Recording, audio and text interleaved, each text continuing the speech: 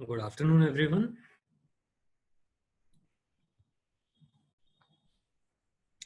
चलो स्टार्ट करते हैं।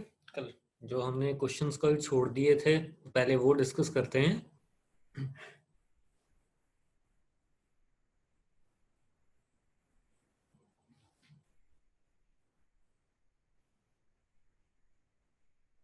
चलो होपफुली सबने ज्वाइन कर लिया है। अच्छा, इसका आंसर बताओ आप। विच of the following has the largest ionic radius? आपके पास ये चार स्पीशी हैं। Fe, Fe positive, Fe2 positive and Fe3 positive.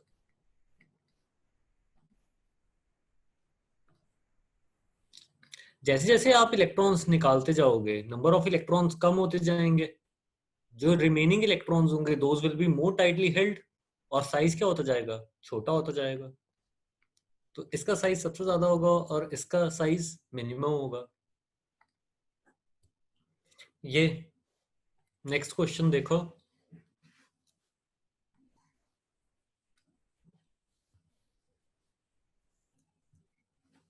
For the formation of a covalent bond the difference in the values of electronegativities कितना होना चाहिए?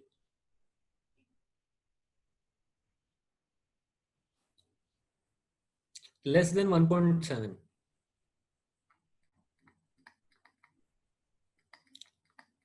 अगर एक covalent bond बना है between two atoms A and B और दोनों की इलेक्ट्रोनेगेटिविटीज डिफर कर रही हैं एक दूसरे से लेस देन 1.7, तो जो बॉन्ड बनेगा that will be predominantly covalent.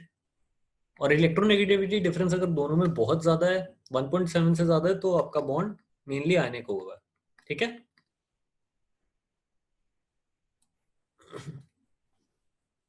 दिव्यदीप, अभी कोऑर्डिनेट बॉन्ड अभी क्यों बताऊं यार, वो केमिकल बॉन्डिंग में करेंगे, रुक जाओ थोड़े दिन।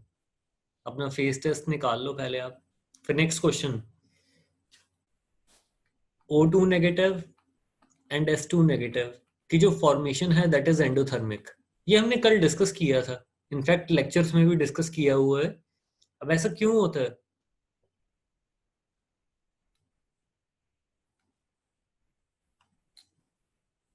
सी करेक्ट है। फर्स्ट इलेक्ट्रॉन डालते हो तो इसमें तो एनर्जी रिलीज होती है, प्रोसेस इज एक्सोथर्मिक। जब सेकंड इलेक्ट्रॉन आप ऐड करते हो to give you O2 negative, जो ये प्रोसेस रहता है एंडोथर्मिक। ओवरऑल अगर आप देखोगे तो प्रोसेस आपका क्या आएगा, एंडोथर्मिक। क्योंकि इस स्टेप में कम एनर्जी रिलीज होती है, इस स्टेप में बहुत ज्यादा एनर्जी चाहिए होती है, तो ओवरऑल प्रोसेस को करवाने के लिए कुछ आपको नेट एनर्जी सप्लाई करनी पड़ेगी। हाँ, एटॉमिक स्ट्रक्चर भी करते हैं, ये क्वेश्चंस कर लें। हाँ, एटॉमिक स्ट्रक्चर भी करते हैं, ये क्वेश्चंस जल्दी से खत्म कर लें। आप जितनी जल्दी आंसर्स बताते जाओगे फिर अपन उतनी जल्दी ये पीरियोडिक से फिर एटॉमिक पे मूव कर जाएंगे।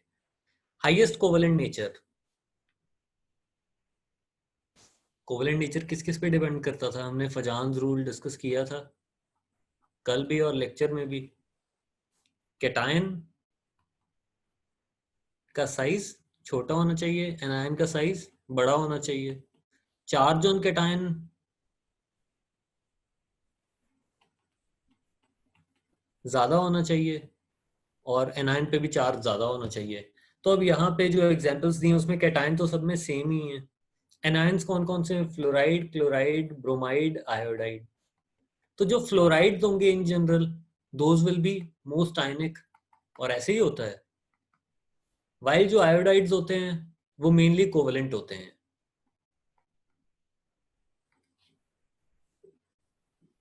हाँ, एटॉमिक पूरा तो रिवाइज नहीं हो पाएगा, जितना भी हो पाएगा उसके भी क्वेश्चंस करेंगे एटॉमिक के।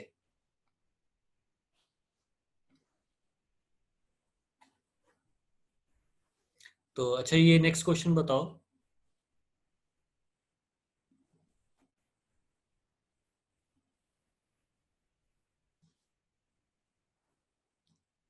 कोवेलेंट नेचर देखने के लिए साइज और चार्ज में यूजुअली चार्ज ज्यादा प्रीडोमिनेटिंग रोल प्ले करता है।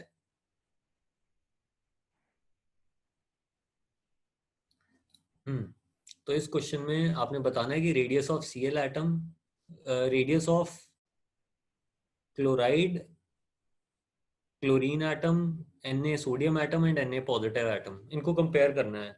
तो विच of the following statement is correct? Na positive और Cl में Na पॉजिटिव का साइज छोटा होगा, तो ये तो 0.99 से कम होनी चाहिए वैल्यू, तो ये स्टेटमेंट तो गलत हो गई। Radius of chlorine atom and while that of sodium atom, ये फिर भी ठीक लग रही है। क्यों? Sodium and chlorine both belong to the same period, third period को बिलोंग करते हैं।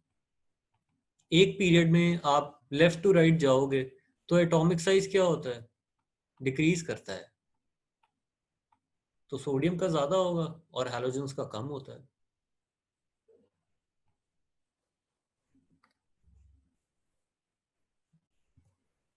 नेक्स्ट देखते हैं, the ionization energy Na positive का, आप ऐसे कंपेयर, आप सोडियम और Na पॉजिटिव का कंपेयर कर सकते हो, क्लोरीन और क्लोराइड का कंपेयर कर सकते हो। अब जैसे क्लोरीन का 0.95 है तो क्लोराइड का डेफिनेटली उससे ज्यादा होगा। एनायंस का साइज ज्यादा होता है देन द न्यूट्रल एटम्स, और कैटायंस का साइज कम होता है। अगर सोडियम एटम का साइज 0.95 है तो Na पॉजिटिव का जो साइज होगा that will be less than 0.95, 1.54 तो हो ही नहीं सकता।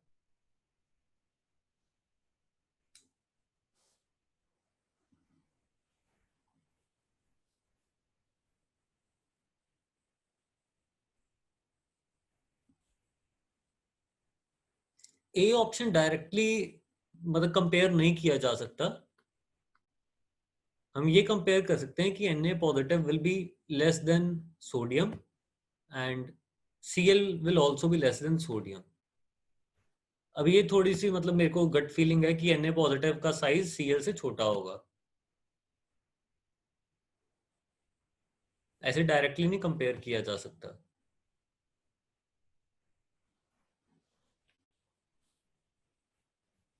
नेक्स्ट देखते हैं, the ionization energy of nitrogen is more than oxygen. ये तो हम बहुत बारी कर चुके हैं ना, ये आपको पता ही होगा। नाइट्रो, इधर कार्बन, नाइट्रोजन, ऑक्सीजन, फ्लोरीन, इधर से इधर जाएंगे तो आयनाइजेशन एनर्जी क्या होती है? इंक्रीज करती है,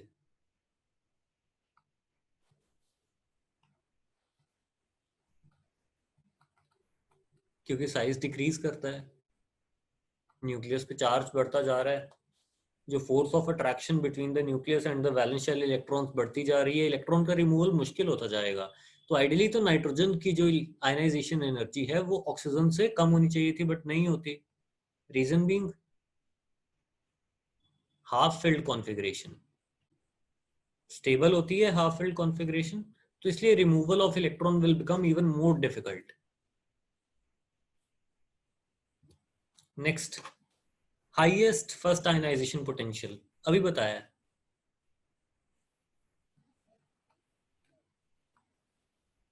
बोरॉन, कार्बन, नाइट्रोजन, ऑक्सीजन। देख लो आराम से क्वेश्चन। इधर से इधर जाओगे तो आयनाइजेशन एनर्जी इंक्रीज करनी चाहिए थी, ऑक्सीजन की मैक्सिमम होनी चाहिए थी, बट नाइट्रोजन की ऑक्सीजन से भी ज्यादा हो जाएगी। अभी डिस्कस की है, हाफ फिल्ड कॉन्फ़िगरेशन है इसकी, जो कि बहुत ज्यादा स्टेबल है, removal of electron will be more difficult, ionization energy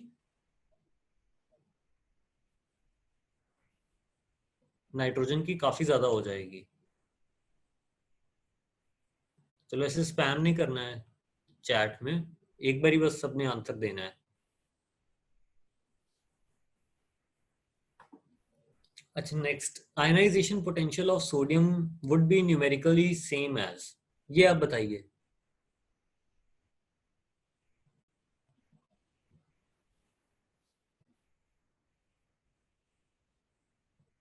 चलो बहुत सही। सोडियम से Na पॉजिटिव बनाने में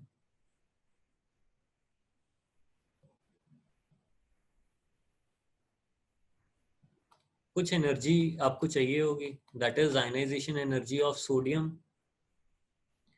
अब Na पॉजिटिव में अगर आप इलेक्ट्रॉन ऐड कर रहे हो तो कितनी अमाउंट ऑफ एनर्जी रिलीज होगी? सेम ही होगी। लेट से अगर यहाँ पे आपको 20 किलो जूल पर मोल एनर्जी स्पेंड करनी पड़ रही है, इस प्रोसेस में आपको 20 किलो जूल पर मोल एनर्जी मिल जाएगी। तो ये आपकी क्या हो जाएगी, electron gain enthalpy. Electron affinity आपकी क्या हो जाएगी, it will be 20 kilo joule per mole. तो ionization potential of sodium would be numerically same as the electron affinity of Na positive.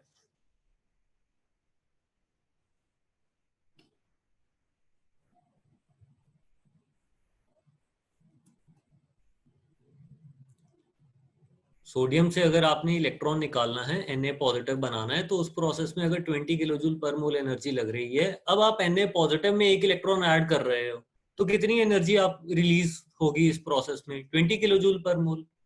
तो जो सोडियम से इलेक्ट्रॉन निकालने के लिए जितनी एनर्जी चाहिए, which is the ionization potential of sodium, this would be same as the electron affinity of Na positive. Na positive में electron add करने पे जितनी एनर्जी रिलीज हो रही है, वही तो इलेक्ट्रॉन अफिनिटी होती थी।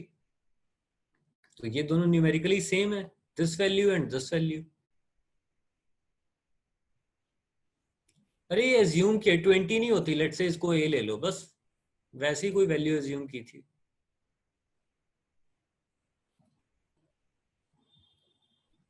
अच्छा, which of the following has maximum ionization potential. सबसे ज्यादा आयनाइजेशन पोटेंशियल किसका होगा, मतलब इलेक्ट्रॉन का रिमूवल सबसे ज्यादा मुश्किल किसमें है, ओ पॉजिटिव एंड एन। ये दोनों आइसो इलेक्ट्रॉनिक हैं। आइसो इलेक्ट्रॉनिक क्या होते हैं, जिनके पास सेम नंबर ऑफ इलेक्ट्रॉन्स हो। अब आइसो इलेक्ट्रॉनिक स्पीशी में अगर आपने आयनाइजेशन पोटेंशियल कंपेयर करना है, तो आप ये देखो ना, इस पे न्यूक्लियर चार्ज ज्यादा होगा, both have 7 electrons, but O positive has 8 protons in its nucleus, इसमें 7 प्रोटॉन्स हैं। तो ये वाले जो 7 इलेक्ट्रॉन्स होंगे, ये ज्यादा स्ट्रांगली अट्रैक्टेड होंगे, इनको निकालना ज्यादा मुश्किल होगा।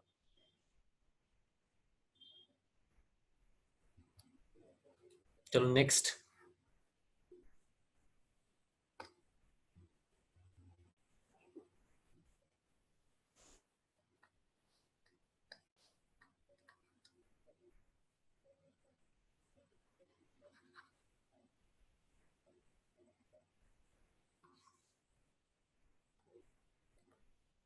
चलो फर्स्ट का, रिप्रेजेंटेटिव एलिमेंट्स कौन से होते हैं, ये तो हमने पहले भी डिस्कस किया है, S and P block elements, main group elements जो हो गए हमारे।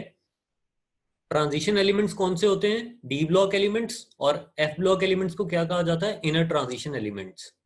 सेकंड का, which pair is different from the other, ये दोनों डायगोनल रिलेशनशिप शो कर रहे हैं, ये दोनों सेम ग्रुप को बिलोंग कर रहे हैं, ये भी सेम ग्रुप को बिलोंग कर रहे हैं, ये भी सेम ग्रुप को बिलोंग कर रहे हैं।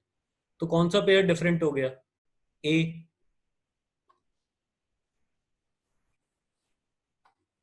lithium belongs to group 1, magnesium belongs to group 2।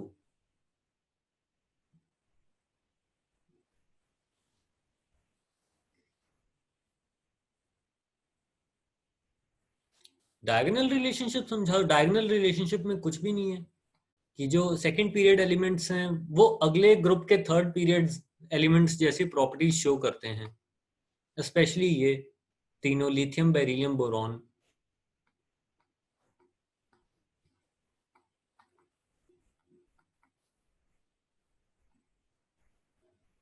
Lithium alkali metals जैसी प्रॉपर्टीज कम शो करता है, मैग्नीशियम जैसी प्रॉपर्टीज ज्यादा शो करता है। सिमिलरली बेरी, जैसे एल्यूमिनियम एम्फोटेरिक प्रॉपर्टीज शो करेगा, वैसे बेरिलियम भी एम्फोटेरिक प्रॉपर्टीज शो करता है। सिलिकॉन जैसे नॉन मेटल है, बोरॉन भी वैसे ही नॉन मेटालिक नेचर शो करता है, वैसे ही कंपाउंड्स बनाता है जैसे सिलिकॉन बनाता है। अभी करेंगे कौन कौन सी प्रॉपर्टीज सेम होती हैं, बहुत सारी, जैसे लिथियम बाइकार्बोनेट नहीं बनाता सॉलिड फेज में, मैग्नीशियम भी बाइकार्बोनेट नहीं बनाता, मतलब सॉलिड फेज में स्टेबल नहीं रहते इनके बाइकार्बोनेट्स।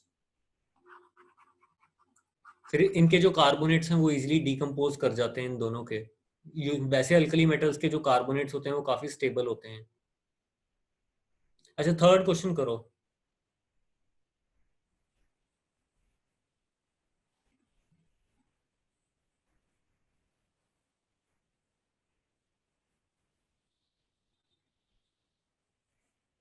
ये इलेक्ट्रॉन वोल्ट नहीं होना चाहिए, इलेक्ट्रोनेगेटिविटी डिफरेंस है ना ये तो।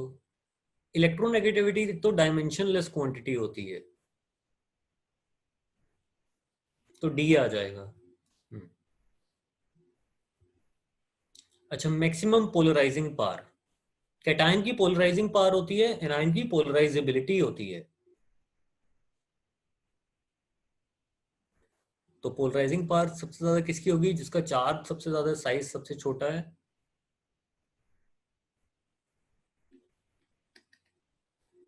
तो Al3 positive is highly polarising, तो हम देखेंगे कि Al3 पॉजिटिव के कई सारे कंपाउंड्स कोवलेंट होते हैं, जैसे AlCl3,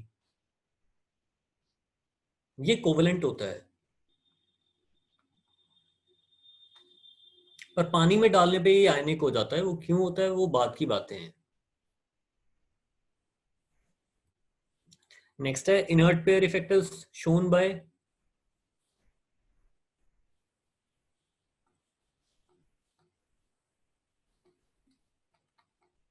P block elements. P block elements की ऐसी जनरल कॉन्फ़िगरेशन होती है, तो ये जो एस इलेक्ट्रॉन्स हैं ये कई बार बॉन्डिंग में पार्टिसिपेट नहीं करते, क्योंकि इनर शेल्स में क्या आना स्टार्ट हो जाता है, डी एंड एफ इलेक्ट्रॉन्स, जिनकी शील्डिंग बहुत ज्यादा पुअर होती है, जिसके कारण force of attraction on these s electrons ज्यादा हो जाती है और इनकी reluctance to participate in bonding ज्यादा हो जाती है। तो ये पी ब्लॉक एलिमेंट्स का ये फिनोमेना है, इनर्ट पेयर इफेक्ट, और बहुत ज्यादा सिग्निफिकेंट है, ध्यान रखना है ये आपने। अच्छा, नेक्स्ट,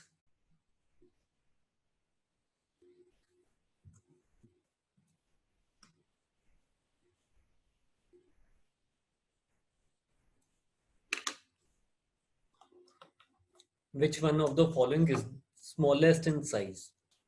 ये सारे क्या हैं, आइसो इलेक्ट्रॉनिक हैं। सबसे बड़ा साइज किसका होगा,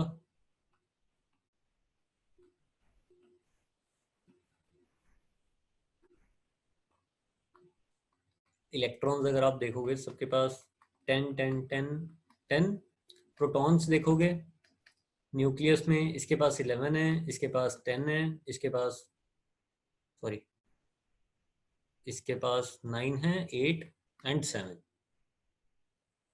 तो इसका साइज जो होगा, this will B smallest and this will B largest.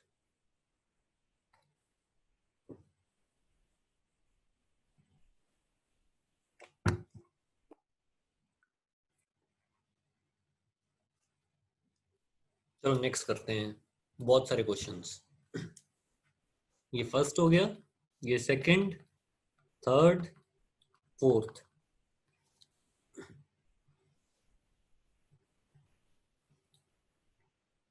First का एटॉमिक नंबर्स 21 टू 30 ये किसको बिलोंग करते हैं, ये first transition series 3D series वाले हैं ना ये।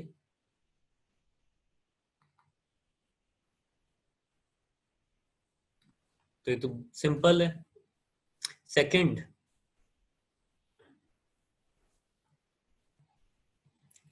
देखो एटॉमिक नंबर 3 तो आपको वैसे ही पता होना चाहिए, लिथियम है, फिर ये सोडियम है, ये पोटेशियम है, ये कौन से होते हैं, दीज आर अल्कली मेटल्स। फिर 4 12 20 ये कौन से होंगे, beryllium, magnesium, calcium, strontium, barium, these are alkaline earth metals. अच्छा, फिर ये एटॉमिक नंबर्स 9 17 35 53 85 ये कौन से होंगे, दीज विल बी हैलोजेंस। ये कौन सा हो गया, फ्लोरीन, क्लोरीन, ऐसे ब्रोमीन, आयोडीन, एस्टेटिन, तो दीज आर हैलोजेंस।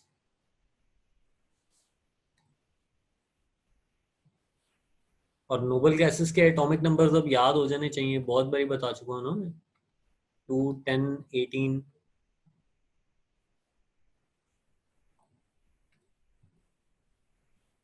36।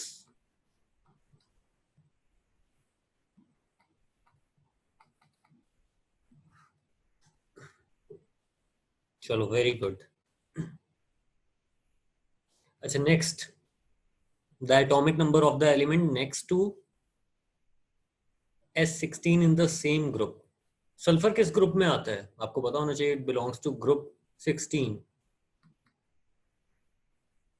ग्रुप 16 वालों की जनरल कॉन्फ़िगरेशन NH2NP4 होती है। अब इस सल्फर के नीचे कौन आएगा? सल्फर बिलोंग्स टू ग्रुप 16 और किस पीरियड को बिलोंग करता है? Third period. तो सल्फर के नीचे सेलेनियम आता है।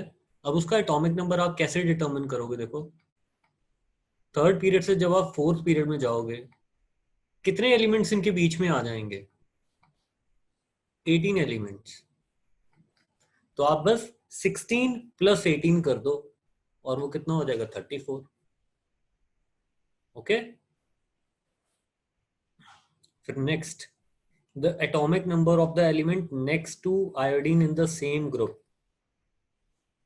अब आयोडीन आपको पता होना चाहिए कि कौन से ग्रुप में आता है। जैसे देखो, फ्लोरीन, क्लोरीन, ब्रोमीन, आयोडीन, ये आपके सेकेंड पीरियड में आएगा फ्लोरीन, ये थर्ड पीरियड में, ये फोर्थ पीरियड में, ये फिफ्थ पीरियड में।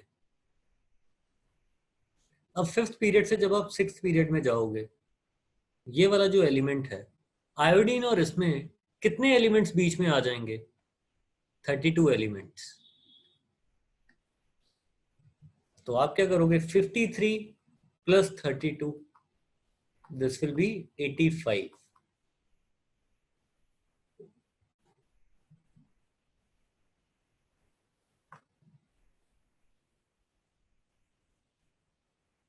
अच्छा, अब ये करो नेक्स्ट,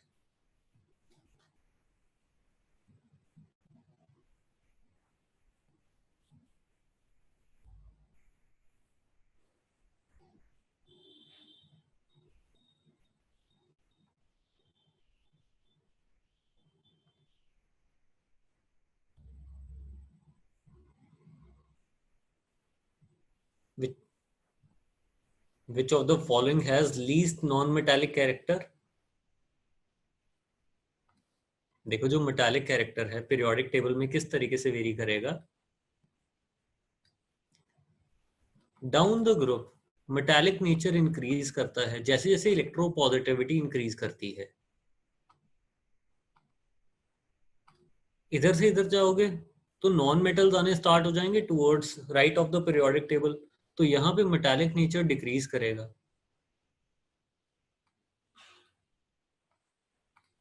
नॉन मेटालिक नेचर उल्टा होगा।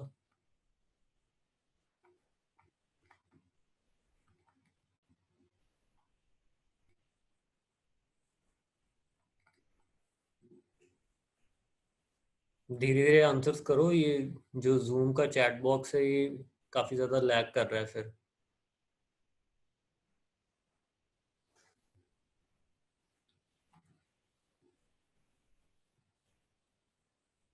तो फ्लोरीन, क्लोरीन, ब्रोमीन, आयोडीन,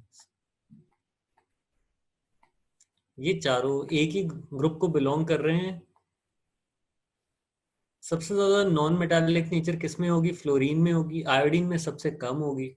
तो ये आपका आंसर आ जाएगा। अब बाकी के भी आंसर्स आप खुद से कर सकते हो।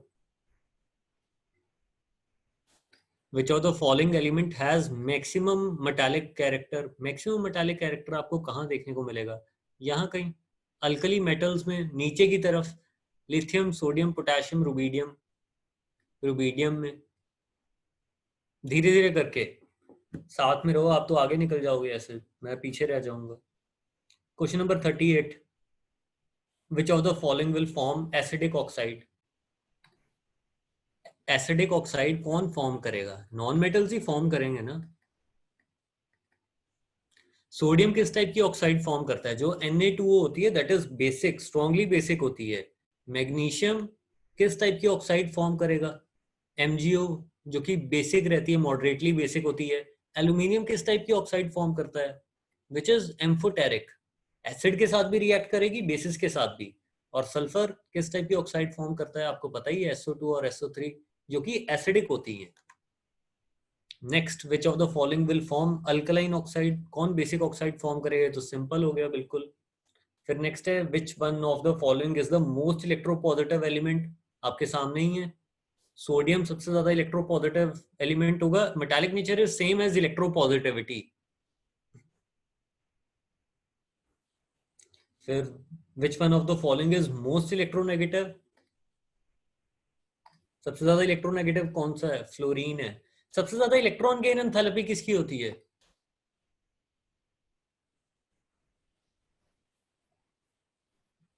क्लोरीन की। हाँ, ये चीजें याद रखनी है छोटी छोटी। फिर which one of the following will have the least size, सबसे छोटा साइज किसका होगा? बेरिलियम का। Lithium, beryllium, sodium, magnesium. नीचे जाओगे साइज इंक्रीज होता है, इधर से इधर जाओगे साइज डिक्रीज होता है, तो बेरिलियम का साइज सबसे छोटा रहेगा।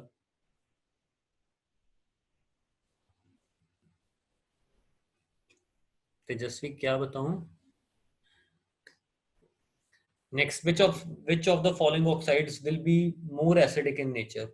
ये तो कर चुके हैं ना। Cl2O7, Cl2O7 हाईली एसिडिक रहती है। एसिड कौन सा बनता है जब आप इसको पानी में डालोगे? ये किस एसिड की एनहाइड्राइड है? पर मैंगनिक एसिड नहीं, पर क्लोरिक एसिड। हाँ, HClO4 बनता था जब हम इसको पानी में डालते थे।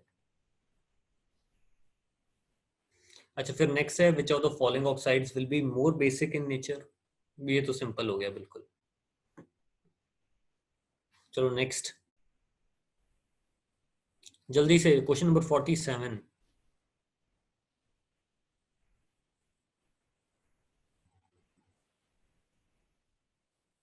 An element X belongs to group 14, second period of the group 14 and second period of the periodic table. Atomic number क्या आएगा?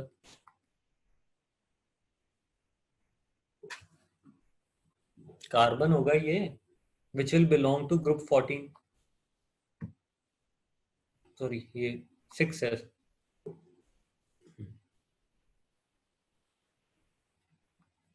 कार्बन की इलेक्ट्रॉनिक कॉन्फ़िगरेशन क्या होती है? 2s2 2p2। तो वैलेंस शेल में 4 electrons, this will belong to group 14 और second period. Vanshika कौन सा पिछला क्वेश्चन?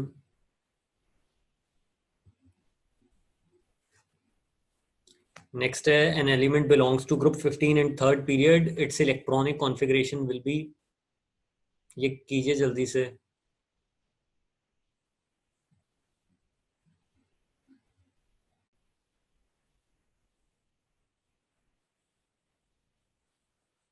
जो मेरी स्क्रीन पे चैट बॉक्स खुला हुआ है वो आप लोगों को दिख रहा है?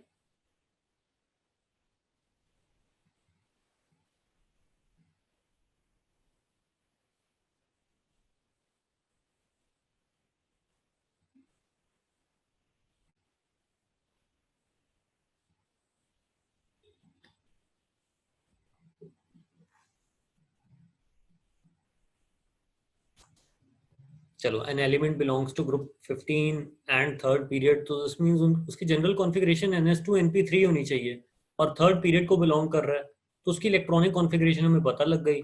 ये होनी चाहिए आउटर मोस्ट शेल की, तो देखो किसमें है? बी में है। बी आपका आंसर आ जाएगा। ठीक है ठीक है ठीक है।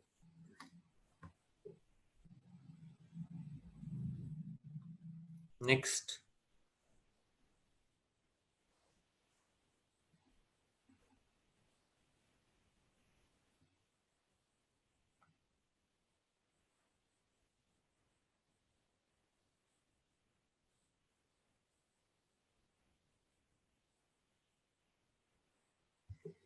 The atomic numbers of elements of first transition series. First transition series कौन सी होती है? 3D सीरीज,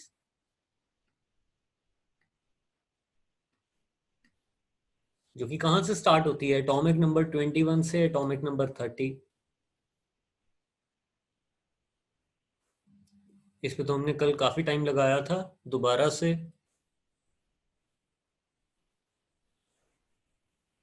ये आपकी 3D सीरीज है।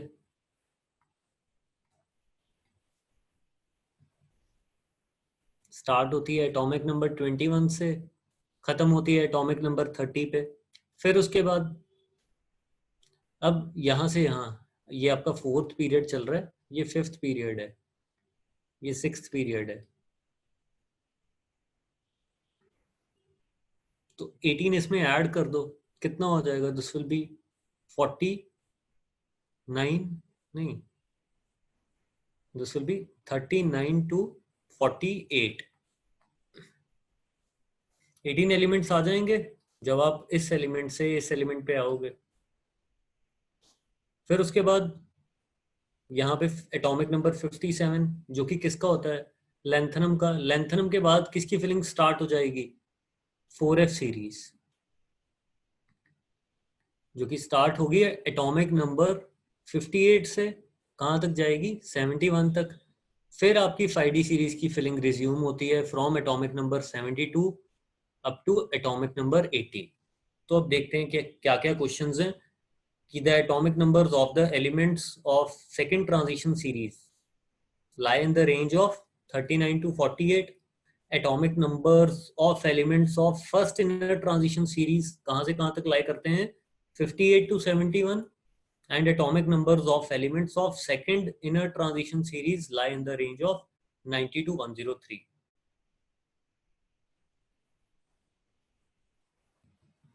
आप 57 में 32 ऐड कर दो, लेंथनम के नीचे पहुंच जाओगे आप। 89 होता है उसका atomic number.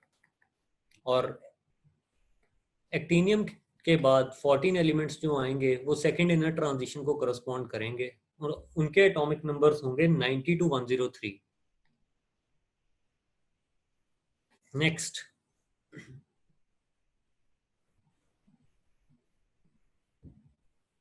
In the plot of ionization energy versus atomic number, ये तो पहले भी शायद टेस्ट में भी आ चुका है ये। आयनाइजेशन एनर्जी और एटॉमिक नंबर को आप प्लॉट कर रहे हो। ज्यादा आयनाइजेशन एनर्जीज किन की आएंगी? किन में से इलेक्ट्रॉन्स को निकालना सबसे ज्यादा मुश्किल है? नोबल गैसेस में से। फिर minimum positions will be occupied by ionization energies किन की मिनिमम होंगी? किन में इलेक्ट्रॉन्स को निकालना सबसे ज्यादा आसान रहता है? अल्कली मेटल्स में से।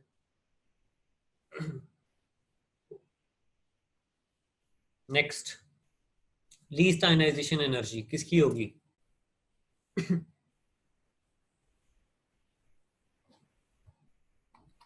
Phosphorus, sulphur, chlorine, argon.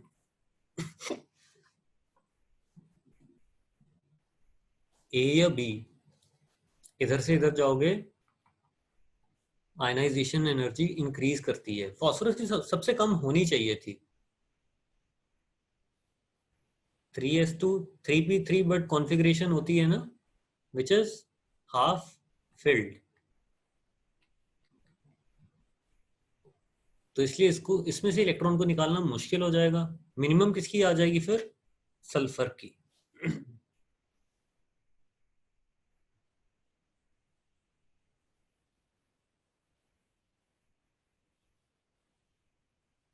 Next, ये तो बहुत स्टैंडर्ड से क्वेश्चंस हैं, जल्दी से कर दो। हाईएस्ट इलेक्ट्रॉन अफिनिटी किसकी होगी? Question number 96। फ्लोरीन की होनी चाहिए थी बट नहीं होती, क्योंकि साइज बहुत छोटा होता है ना, उसमें इलेक्ट्रॉन को एकोमोडेट करना बहुत मुश्किल है। इंटर इलेक्ट्रॉनिक रिपल्शंस बहुत ज्यादा हो जाती हैं, तो फ्लोरीन इलेक्ट्रॉन को इतना इजीली नहीं ले पाएगा। क्लोरीन की इलेक्ट्रॉन अफिनिटी मैक्सिमम रहेगी, इलेक्ट्रॉन गेन एंथैल्पी ज्यादा आएगी, ज्यादा एनर्जी रिलीज होगी जब भी आप क्लोरीन में इलेक्ट्रॉन को ऐड करवाओगे। फिर नेक्स्ट है, विच of the following has lowest electron affinity? Lowest किसकी होगी?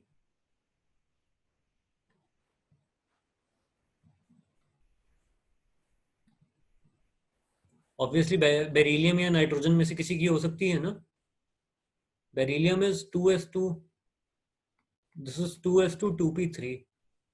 इलेक्ट्रॉन ऐड करना किसमें ज्यादा मुश्किल रहेगा? बेरिलियम में इलेक्ट्रॉन ऐड करना ज्यादा मुश्किल रहेगा। ये भी स्टेबल कॉन्फ़िगरेशन है, ये भी स्टेबल कॉन्फ़िगरेशन है, but fully filled s subshell ज्यादा स्टेबल होगी then half filled 2p subshell. A आएगा इसका आंसर। नेक्स्ट, बेरिलियम किसके साथ डायगोनल रिलेशनशिप बियर करता है?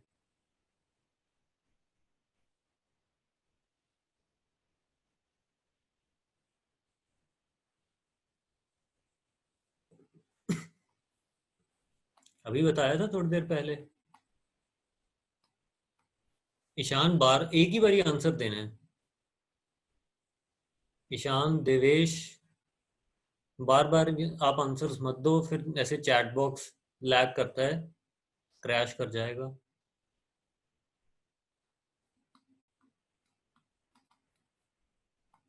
लिथियम डायगोनल रिलेशनशिप बियर करेगा मैग्नीशियम के साथ, बेरिलियम एल्यूमिनियम के साथ, बोरॉन सिलिकॉन के साथ।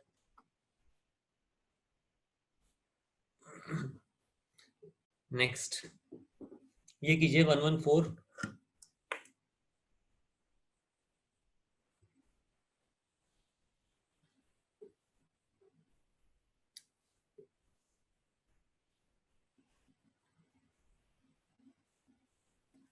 अच्छा, क्वेश्चन नंबर 114। सोडियम की आयनाइजेशन एनर्जी आपको दी गई है, पोटेशियम की क्या होगी? इससे कम होगी, इससे ज्यादा होगी? कम ही होगी ना। Down the group ionization energy कम होती है, तो 5.48 से कम वैल्यू कौन सी है? एक ही है, ये पोटेशियम को बिलोंग कर सकती है। चलिए नेक्स्ट।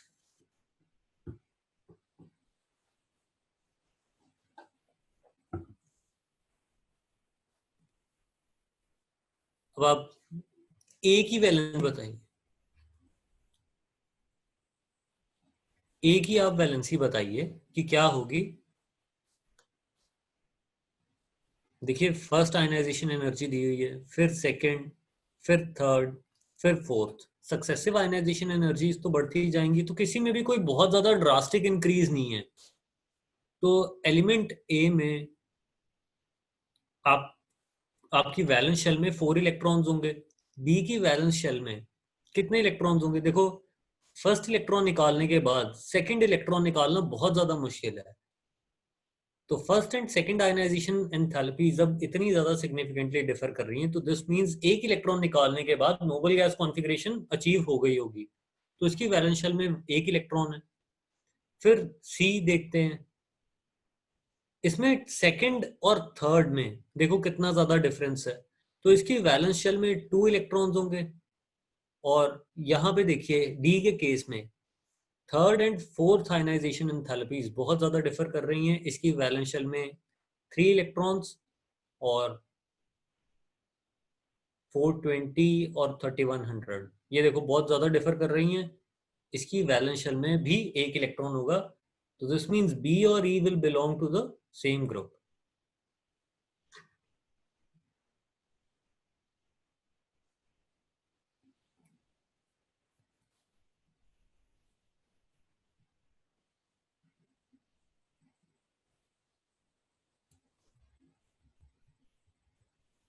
नहीं, ए के बारे में ना हम पक्का से बता नहीं सकते कि इसकी वैलेंस शेल में 4 इलेक्ट्रॉन्स हैं या 5, क्योंकि फर्दर हमें वैल्यूज गिवन नहीं है ना।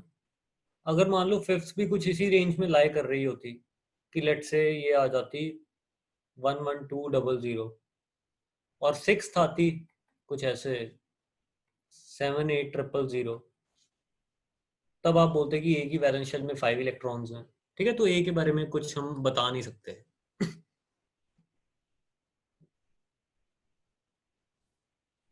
नहीं, ए के केस में भी कोई बहुत ज्यादा ये डिफरेंट नहीं है।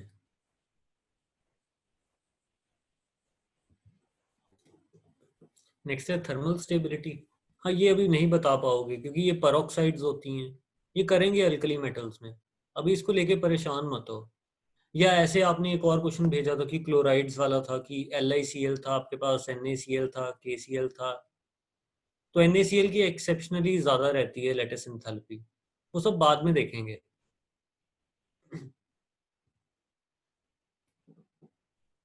अच्छा, ये क्वेश्चन हमने कर लिया था ना लास्ट लेक्चर में, कल वाले सेशन में किया था। The distance between hydrogen and chlorine atom in HCl, ये आप कैसे डिटर्मिन करोगे? कुछ याद है?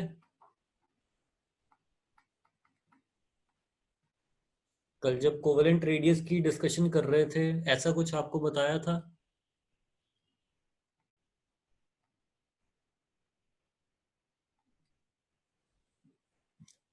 बस इसको आप सॉल्व कर लो। हाँ हाँ, स्टीवनसन।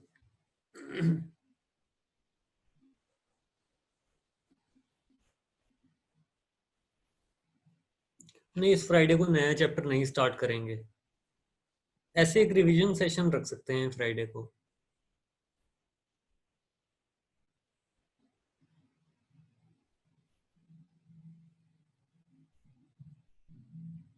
अब नेक्स्ट है, ये कीजिए क्वेश्चन नंबर 108।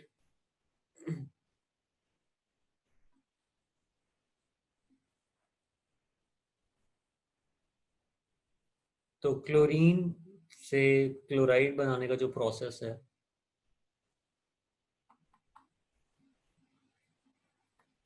इसमें जितनी भी एनर्जी रिलीज होगी वो चलो आपकी इलेक्ट्रॉन अफिनिटी के बराबर हो गई। क्लोराइड से क्लोरीन बनाने का जो प्रोसेस है वो उल्टा होगा। इस प्रोसेस में कुछ आपको एनर्जी देनी पड़ेगी, वो आयनाइजेशन एनर्जी है। मैग्नीट्यूड वाइज दोनों सेम होंगे।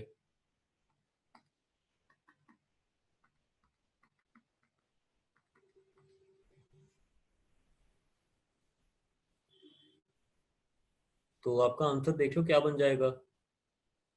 आई of process two will be equal to electron affinity of process one, ये आ जाएगा।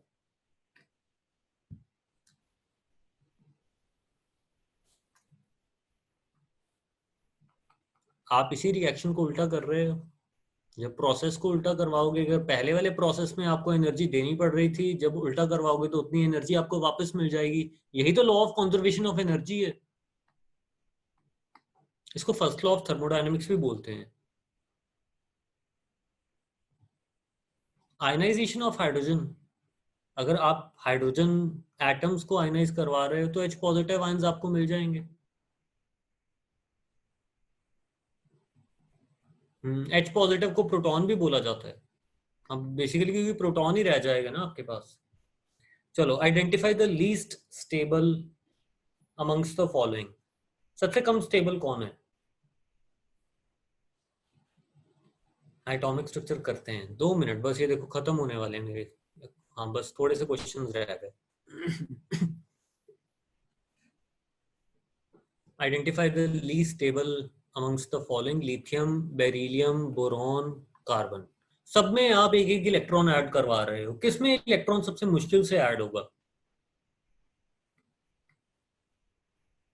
बेरिलियम में इलेक्ट्रॉन सबसे मुश्किल से ऐड होगा। तो बी नेगेटिव अगर आप बनाओगे भी, वो बहुत ज्यादा अनस्टेबल होगा। उसकी कोशिश क्या रहेगी कि वो अपना इलेक्ट्रॉन लूज करके दोबारा से बेरिलियम में कन्वर्ट हो जाए। तो B negative will be least stable. Next,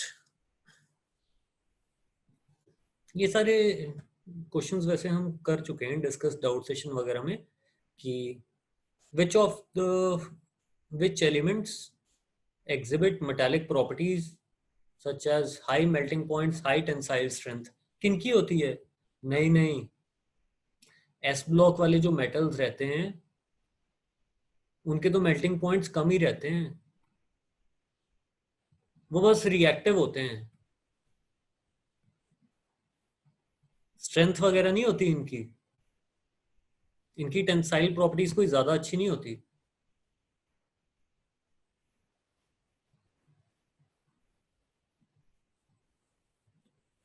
जो डी ब्लॉक एलिमेंट्स होते हैं ना, जिनको कि आप ट्रांजिशन एलिमेंट्स भी बोलते हो, इनके मेल्टिंग पॉइंट्स बहुत ज़्यादा रहते हैं। और इनकी जो टेंसाइल स्ट्रेंथ, मैकेनिकल प्रॉपर्टीज भी होती हैं, बहुत ज़्यादा अच्छी होती हैं। डी ब्लॉक एलिमेंट्स में देखा नहीं, क्रोमियम, मोलिब्डेनम, टंगस्टन, टाइटेनियम, ये सारे मेटल्स आते हैं। सबसे ज़्यादा बेसिक ऑक्साइड्स कौन बनाएंगे? जो बहुत ज़्यादा इलेक्ट्रो पॉजिटिव हैं, वो एस ब्लॉक एलिमेंट्स होते हैं। अब ये है, ये तो फिर वही स्टैंडर्ड सा क्वेश्चन है ना, ऐसे बहुत कर लिए हमने। तो आप देखो, ये फर्स्ट आयनाइजेशन एनर्जी, ये सेकंड, ये third, fourth, fifth, sixth. Sixth के बाद एकदम से बड़ा जंप आ रहा है ना। तो दिस मींस वैलेंस शेल में कितने इलेक्ट्रॉन्स हो गए? 6 हो गए। तो जो आपका एलिमेंट होगा that will belong to group 16।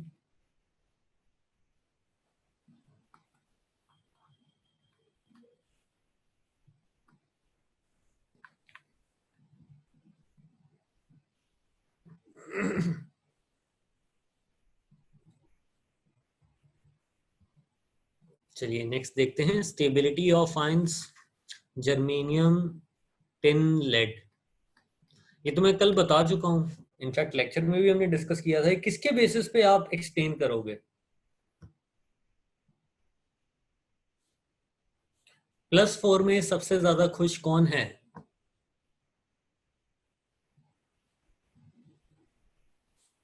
Inert pair effect देखना है आपने, ये ग्रुप 14 वाले एलिमेंट्स हो गए ना।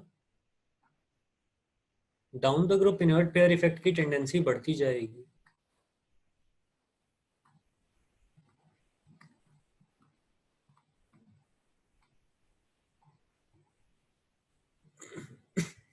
Germanium will be happier in +4 oxidation state. Lead would be more happier in +2 oxidation state. तो आप देखिए, +2 ऑक्सीडेशन स्टेट की स्टेबिलिटी बढ़ती जाएगी, +4 की कम होती जाएगी। टिन दोनों ऑक्सीडेशन स्टेट शो करता है, +4 और +2, बट टिन +4 में ज्यादा स्टेबल रहता है। तो सी इज ऑल्सो करेक्ट, ये ग्रुप 14 में करेंगे। लेड के बारे में तो मैंने आपको बताया है ना, कि लेड 4 पॉजिटिव में रहना नहीं चाहता। इसीलिए जो PbO2 होता है ना, इसकी कोशिश रहती है कि किसी तरीके से बस Pb2 पॉजिटिव में चला जाए, रिड्यूस हो जाए और दूसरे को ऑक्सीडाइज कर दे। ये बहुत अच्छा ऑक्सीडाइजिंग एजेंट है, ये भी करेंगे हम रिडॉक्स वगैरह जब पढ़ेंगे ना।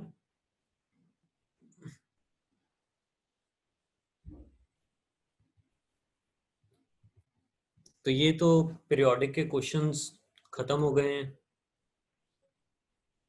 अब एटॉमिक के क्वेश्चंस करें।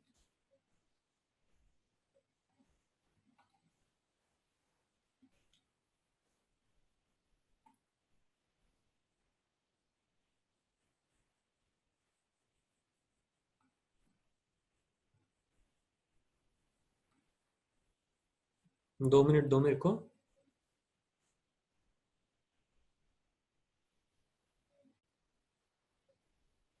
अभी एफ ब्लॉक एलिमेंट्स की ना इलेक्ट्रॉनिक कॉन्फ़िगरेशन छोड़ दो।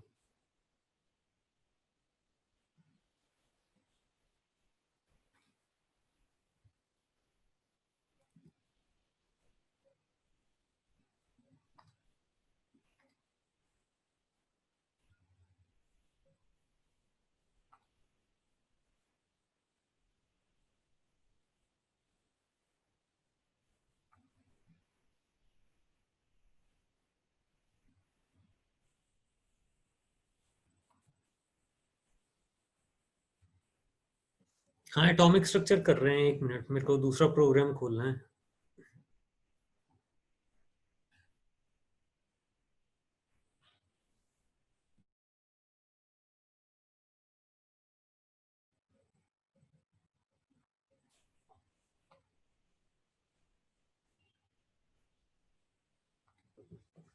चलो एटॉमिक स्ट्रक्चर करते हैं।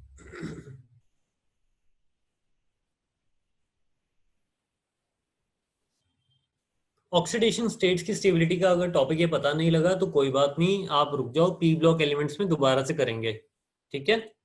अभी के लिए छोड़ देना फिर। हाँ एटॉमिक स्ट्रक्चर के पहले थोड़ा सा ओवरव्यू दे रहा हूँ, फिर क्वेश्चंस करेंगे।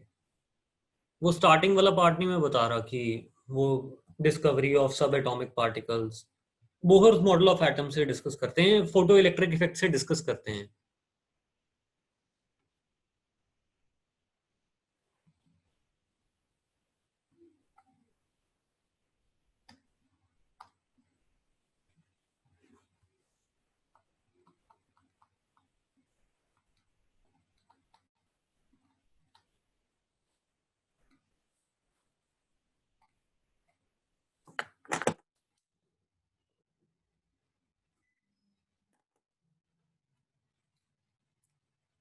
हाँ, अब ठीक है, अब ये दिख रहा है, नई विंडो आपको दिख रही है सबको?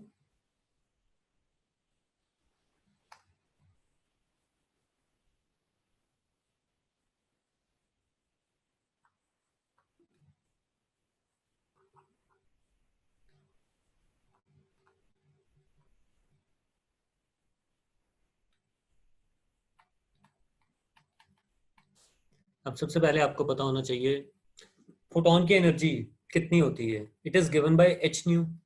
कोई भी इलेक्ट्रोमैग्नेटिक रेडिएशन है वो एनर्जी कैरी करती है in the form of small packets.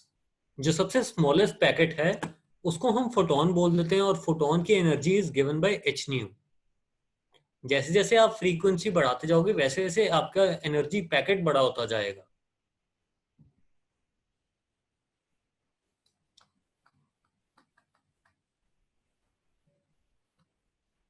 अच्छा, अब चैट में ना ज्यादा स्पैम मत करो क्योंकि चैट बॉक्स बार बार क्रैश हो रहा है।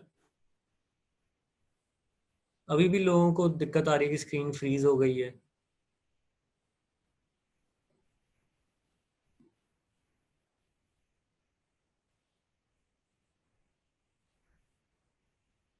तो बस चैट में आप बार बार स्पैम मत करो। एटॉमिक स्ट्रक्चर देख लो पहले।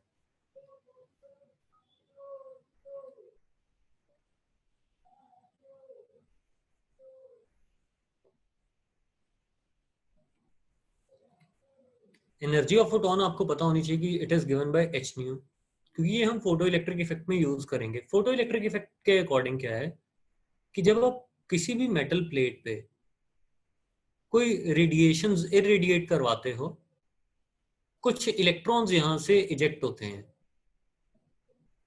प्रोवाइडेड जो इनकमिंग रेडिएशंस हैं वो सफिशिएंटली एनर्जेटिक हैं।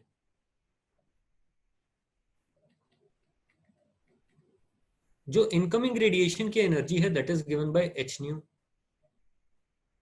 ये आपने इनकमिंग एनर्जी डाली, कुछ एनर्जी यूज हो जाती है इन removing the electron from the surface of the metal. उसको हम क्या बोल देते हैं? Work function. और जो रिमेनिंग एनर्जी होती है that goes in the form of kinetic energy of electrons. ये जो इलेक्ट्रॉन्स इजेक्ट होते हैं because of the irradiation of light on the metal surface, those are known as photoelectrons.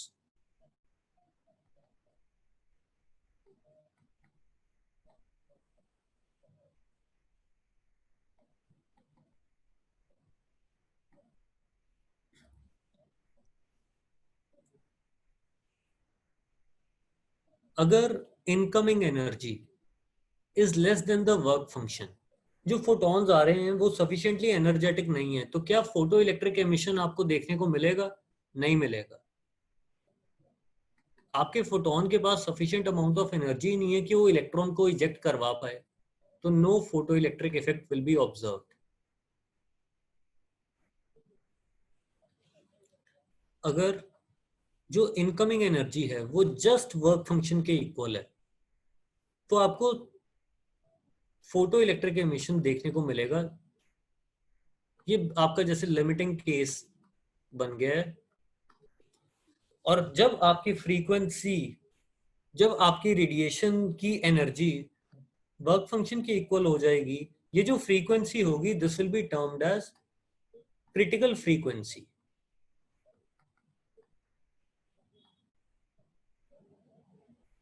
जिसको कि आप थ्रेशोल्ड फ्रीक्वेंसी भी बोलते हो।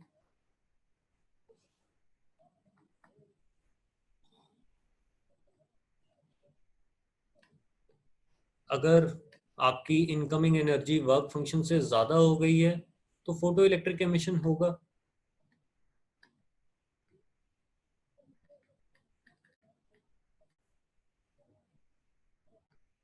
If I keep on increasing the energy of the incoming radiation,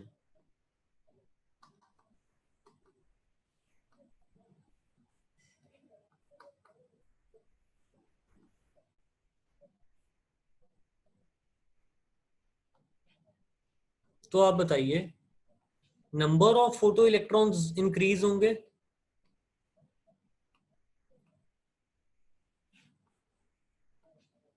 या kinetic energy of photo electrons बढ़ेगा?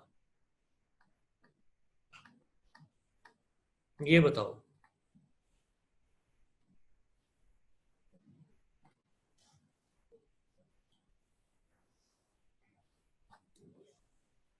ए और B?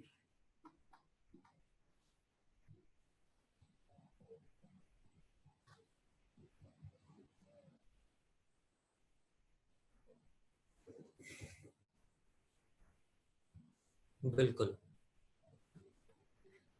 जैसे जैसे आप इनकमिंग एनर्जी बढ़ाते जाओगे, कुछ एनर्जी यूज होगी वर्क फंक्शन में, जो रिमेनिंग अमाउंट ऑफ एनर्जी है वो काइनेटिक एनर्जी की फॉर्म में निकलती जाएगी। ये जितनी ज्यादा होगी kinetic energy of the photo electron भी आपका वैसे वैसे बढ़ता जाएगा। अच्छा, अगर आप नंबर ऑफ फोटो इलेक्ट्रॉन्स बढ़ाना चाहते हो या फोटो करंट बढ़ाना चाहते हो, तब आपको क्या करना पड़ेगा?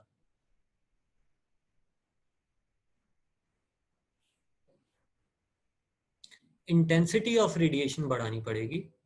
देखो, एक फोटोन एक फोटो इलेक्ट्रॉन को ही इजेक्ट करवा सकता है।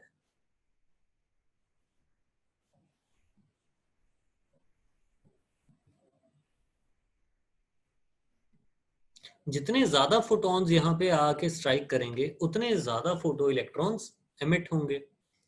तो if you increase the intensity,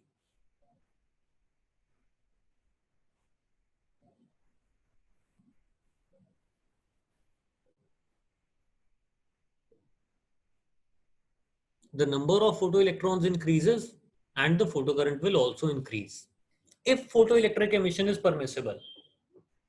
समझते हो? अब जैसे लेट से वर्क फंक्शन है आपका 0.3 इलेक्ट्रॉन वोल्ट, और जो मेरे फोटॉन्स आ रहे हैं, फोटॉन्स की जो एनर्जी है दैट इज 0.25 इलेक्ट्रॉन वोल्ट। क्या फोटो इलेक्ट्रिक एमिशन होगा इस केस में? नहीं होगा ना। तो आप नंबर ऑफ फोटॉन्स अब चाहे जितने मर्जी गिरा लो, आपके फोटॉन्स इतने एनर्जेटिक ही नहीं है कि अब फोटो इलेक्ट्रिक एमिशन करवा पाए। हाँ, अगर ये फोटॉन की एनर्जी मैं 0.25 से चेंज करके 0.35 कर दूं, अब जितने ज्यादा फोटॉन्स गिराऊंगा उतने ज्यादा फोटो इलेक्ट्रॉन्स इजेक्ट होंगे, और फोटो इलेक्ट्रॉन्स जैसे जैसे बढ़ेंगे वैसे वैसे फोटो करंट भी बढ़ेगा। ठीक है, तो ये सिंपल सा फोटो इलेक्ट्रिक इफेक्ट है। इसमें आप पता है क्या गलती करते हो? इसमें हमेशा आप यूनिट्स में कंफ्यूज होते हो। H nu phi plus kinetic energy, ये आप डाल देते हो जूल्स में, ये भी आप जूल्स में डाल देते हो, ये आप इलेक्ट्रॉन वोल्ट में ही रखते हो। तो सबके यूनिट्स आपने सेम रखने हैं। ये अगर जूल्स में ऐड कर रहे हो, ये भी आप जूल्स में ऐड करो, और ये भी जूल्स में। एच की वैल्यू कितनी होती है? प्लैंक्स कांस्टेंट है 6.626 into 10 raise to the power minus 34 joule second. अगर इलेक्ट्रॉन वोल्ट में लेट से कोई वैल्यू आपको गिवन है, उसको आप जूल में कन्वर्ट कर सकते हो by 1.6 into 10 raise to the power minus 19 joules.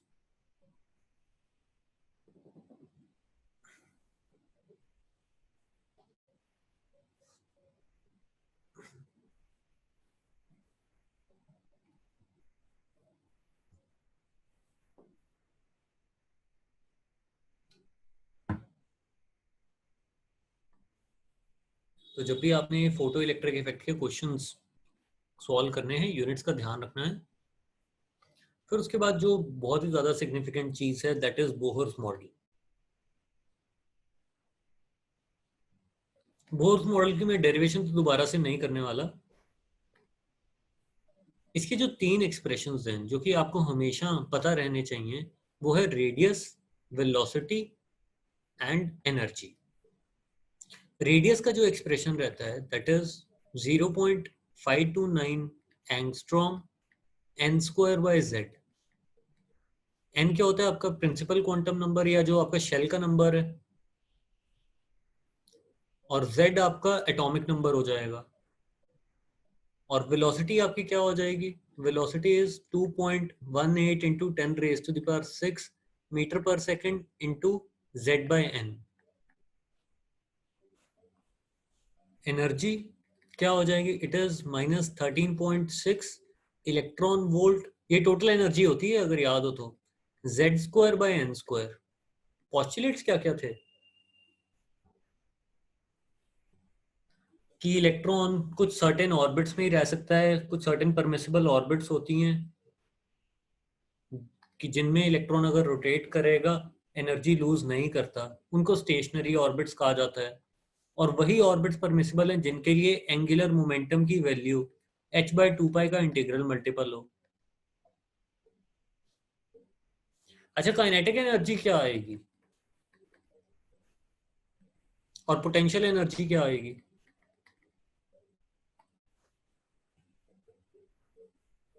हाँ, आज मेरा लैपटॉप चार्ज है। एक्चुअली में कल लाइट नहीं थी, लाइट चली गई थी मिड ऑफ द सेशन में, तो फिर इसलिए थोड़ी डिस्टरबेंस हो गई थी। आज तो चाहे रात के 10 बजे तक सेशन ले सकता हूँ मैं।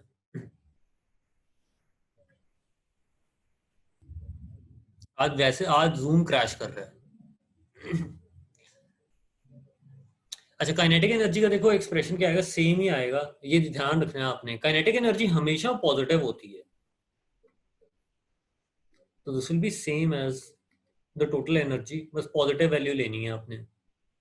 ये भी हमने डिराइव किया हुआ है पूरा एक्सप्रेशन, कुछ याद रखने के लिए नहीं बोल रहा हूँ मैं आपको, मतलब ऐसे रट्टा मारने के लिए नहीं बोल रहा हूँ, सब बताया हुआ है पहले आपको। और पोटेंशियल एनर्जी क्या होगी, this will be twice the total energy. तो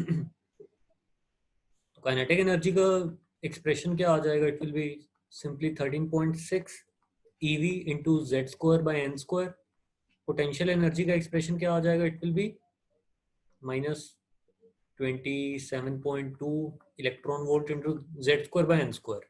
ठीक है, ये याद रखने की कोई जरूरत नहीं है, इसको नहीं याद रखने की जरूरत, ये पॉइंट इंपॉर्टेंट है। ठीक है, एनर्जी नेगेटिव क्यों होती है ये बताया हुआ है एटॉमिक स्ट्रक्चर में, दोबारा जानना चाहते हो?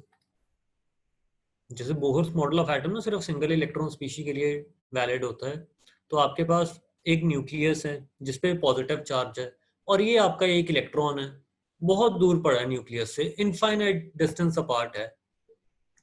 क्या इस न्यूक्लियस और इलेक्ट्रॉन में कुछ इंटरेक्शन होगी? कोई भी इंटरेक्शन नहीं है, इस न्यूक्लियस को इस इलेक्ट्रॉन से कोई लेना देना नहीं है, तो इस सिस्टम की एनर्जी स्टेट क्या होगी, जीरो होगी। अब आप क्या करोगे, जैसे जैसे आप इलेक्ट्रॉन को पास लेके आते जाओगे वैसे वैसे एनर्जी कम होना शुरू होगी। इलेक्ट्रॉन जैसे जैसे न्यूक्लियस के पास आता रहेगा वैसे वैसे एनर्जी कम होती रहेगी, पहले जीरो थी, अब जीरो से कम क्या होगी, वो तो नेगेटिव में ही जाएगी ना। तो इसलिए जो इलेक्ट्रॉन की आप टोटल एनर्जी निकालते हो वो हमेशा नेगेटिव ही आती है इन एन एटम।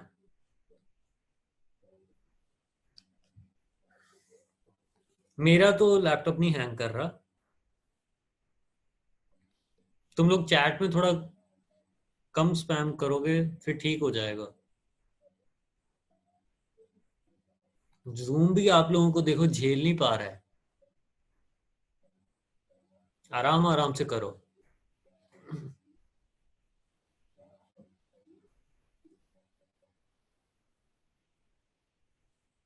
एक बार रीजॉइन कर लो आप लोग, मैं 2 मिनट का पॉज ले सकता हूँ।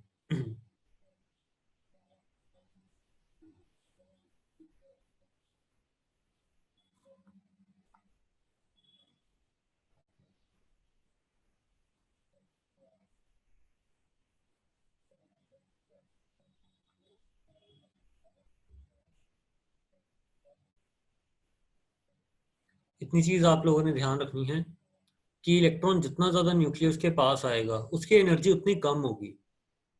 तो जो एनर्जी लेवल्स जो ऑर्बिट्स न्यूक्लियस के ज्यादा पास लाई करेंगी उनकी एनर्जी कम रहेगी, जो दूर लाई करेंगी उनकी एनर्जी ज्यादा रहेगी। जब भी इलेक्ट्रॉन एक हायर एनर्जी लेवल से लोअर एनर्जी लेवल में आएगा, किसी दूर वाली ऑर्बिट से किसी पास वाली ऑर्बिट में आएगा, वो एनर्जी रिलीज करेगा, किस फॉर्म में, in the form of photons. और जो भी रेडिएशन एमिट होगी, जो भी फोटोन एमिट होंगे, आप उसकी फ्रीक्वेंसी भी निकाल सकते हो, आप उसकी वेवलेंथ भी निकाल सकते हो। और वेवलेंथ हम किस तरीके से निकालते थे, राइटबर्ग एक्सप्रेशन।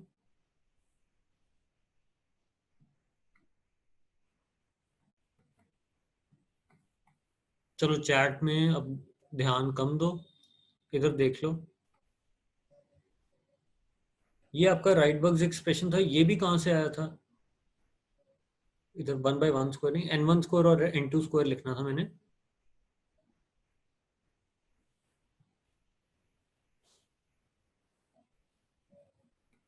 लेट्स से फर्स्ट जो ऑर्बिट थी उसकी एनर्जी E2 थी, जो बाद में ऑर्बिट हुई उसकी एनर्जी इवन थी। तो आप देख सकते हो एनर्जी डिफरेंस क्या आएगा, it will B -13.6 electron volt z square by n2 square minus z square by n1 square. So this will be 13.6 electron volt 1 by n1 square minus 1 by n2 square into z square। अब ये जो energy gap है between the two energy levels, इतनी energy release हो जाएगी in the form of photon. Photon की energy आप कैसे देते हो, एच न्यू से और एच सी बाय लैम्डा से। सी इक्वल्स न्यू लैम्डा होता है, इतना तो आपको पता होना चाहिए।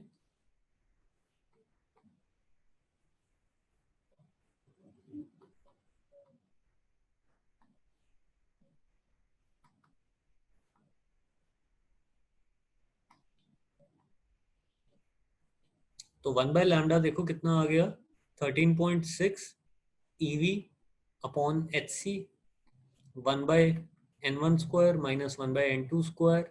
और ये हमारा एक नया कांस्टेंट आ गया ना, जिसको हम राइटबर्ग्स कांस्टेंट बोल देते थे, जिसकी वैल्यू क्या आएगी, it is 1.09678 into 10 raise to the power 7 metre inverse, या 109,678 सेंटीमीटर इनवर्स। इसको सिंपली आप 1.1 into 10 raise to the power 7 ले सकते हो। Okay okay?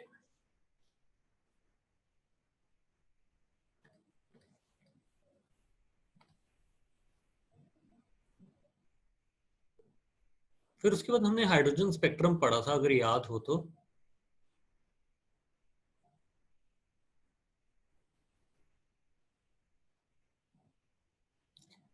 ये मेरा फर्स्ट एनर्जी लेवल, ये सेकंड एनर्जी लेवल, ये थर्ड एनर्जी लेवल, ये फोर्थ एनर्जी लेवल, ये fifth energy level and so on. Approximate value ले लो राइटबर्ग्स कांस्टेंट की, आसान रहेगा आप लोगों के लिए। नहीं, मोल कॉन्सेप्ट वाला लेक्चर नहीं गो थ्रू होगा, वो आपको खुद से प्रैक्टिस करना पड़ेगा। हम एटॉमिक स्ट्रक्चर के क्वेश्चंस की प्रैक्टिस कर सकते हैं फ्राइडे को।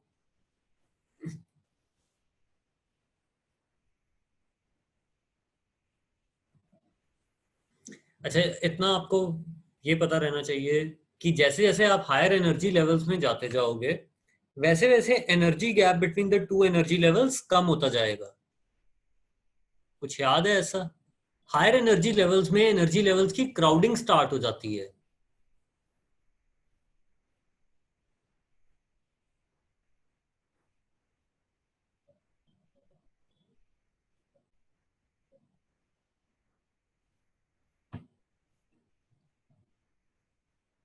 जब इलेक्ट्रॉन आपका किसी हायर एनर्जी लेवल से n=1 में आता है, तो ये जो ट्रांजिशंस होती हैं ये बिलोंग करती हैं लाइमन सीरीज को।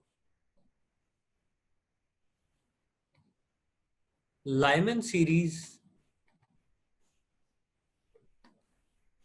क्या होती है, जब आपका इलेक्ट्रॉन किसी हायर एनर्जी लेवल से n=1 में आएगा, तो इसकी आप मेरे को लिमिटिंग वैल्यूज बताइए कि क्या क्या होंगी। वेवलेंथ्स बताइए लाइमन सीरीज की। सॉल्व करो, कॉपी पेन लेके बैठे होगे आप लोग, आंसर बताइए मेरे को।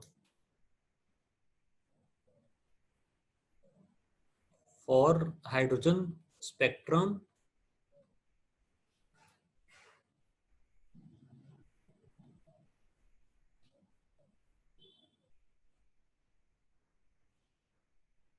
आपने लिमिटिंग वेवलेंथ्स डिटरमिन करनी है।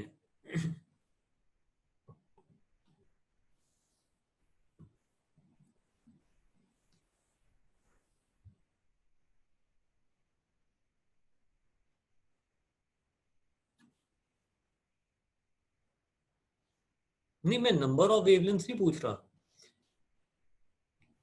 अब लिमिटिंग लाइंस कौन सी रहेंगी, एक होगी 2 से 1 और एक होगी इंफिनिटी से 1। लाइमन सीरीज की जितनी भी वेवलेंथ्स होंगी वो कहां से शुरू होंगी, 2 से 1 वाली। वेवलेंथ मैक्सिमम होगी, और जैसे जैसे आप हायर एनर्जी लेवल्स में जाते जाओगे वैसे वैसे वेवलेंथ कम होती जाएगी। हाँ, राइडबर्ग्स कांस्टेंट की टर्म में आप निकाल सकते हो। First line of Lyman series,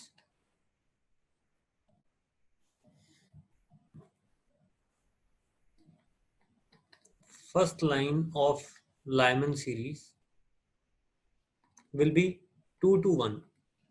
तो आप देखिए, हाइड्रोजन एटम के लिए कर रहे हैं हम ये, तो दिस विल बी 1/1² माइनस 1/2²।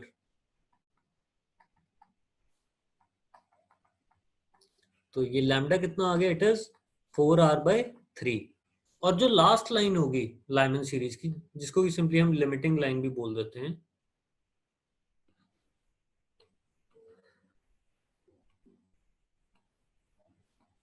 वो कौन सी होगी, जब आपका इलेक्ट्रॉन इन्फिनिटी से 1 में आएगा।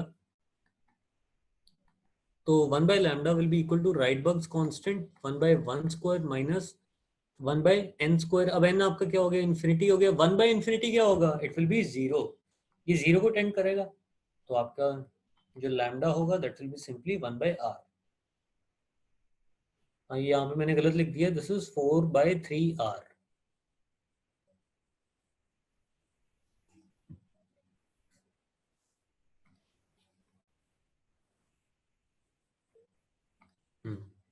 अब ऐसे बाल्मर सीरीज, जो लाइमन सीरीज की जितनी भी वेवलेंथ होती है ना, वो आती हैं यूवी रीजन में for hydrogen atom. Balmer series सबसे ज्यादा इंपॉर्टेंट है। क्यों इंपॉर्टेंट है?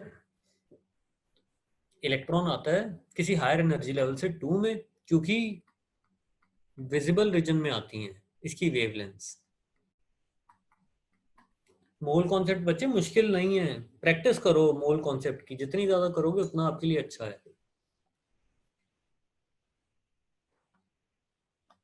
तो बस राइडबर्ग्स एक्सप्रेशन यूज करके आप first line of Balmer series, second line of Balmer series, third line of Balmer series की वेवलेंथ आप निकाल सकते हो।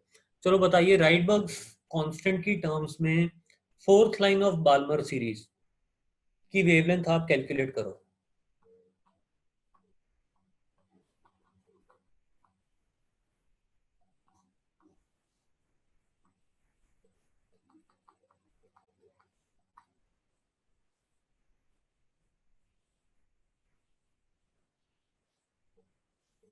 स्क्रीन ब्लैकआउट हो गई है।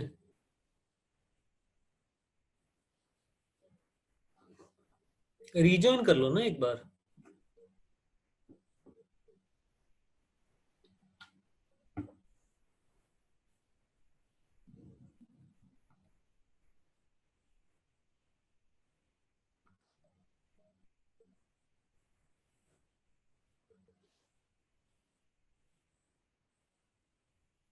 देखो, first line of Balmer series क्या होगी, it will be 3 to 2। Second line of Balmer series will be 4 to 2। Third line will be 5 to 2, and fourth line of Balmer series will be 6 to 2। तो आप देखिए, this will be 1/λ, Rydberg's constant 1/2² minus 1/6²। इसको आप solve कर लो।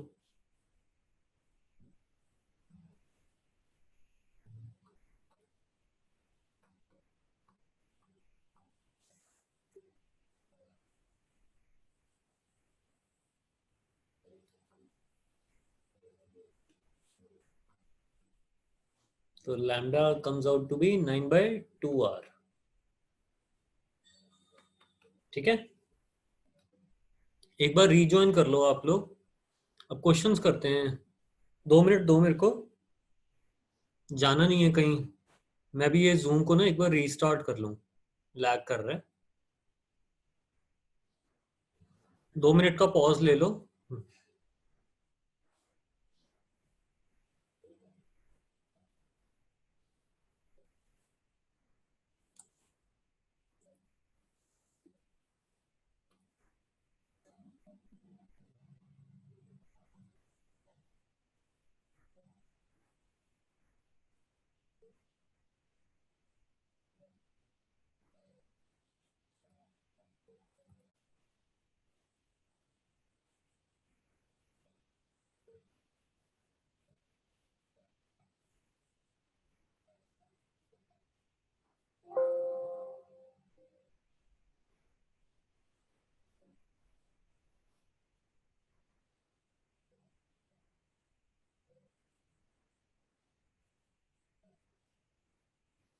मैं questions copy कर लूं, 2 minute दो मेरे को।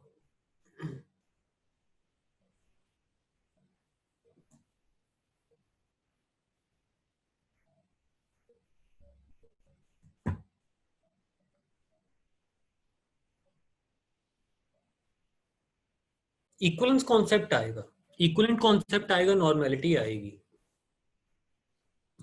यूडियोमेट्री भी है, बस जो एडवांस वाले लेक्चर में हमने किया है ना, लास्ट वाले लेक्चर में, वो सब कुछ नहीं आएगा।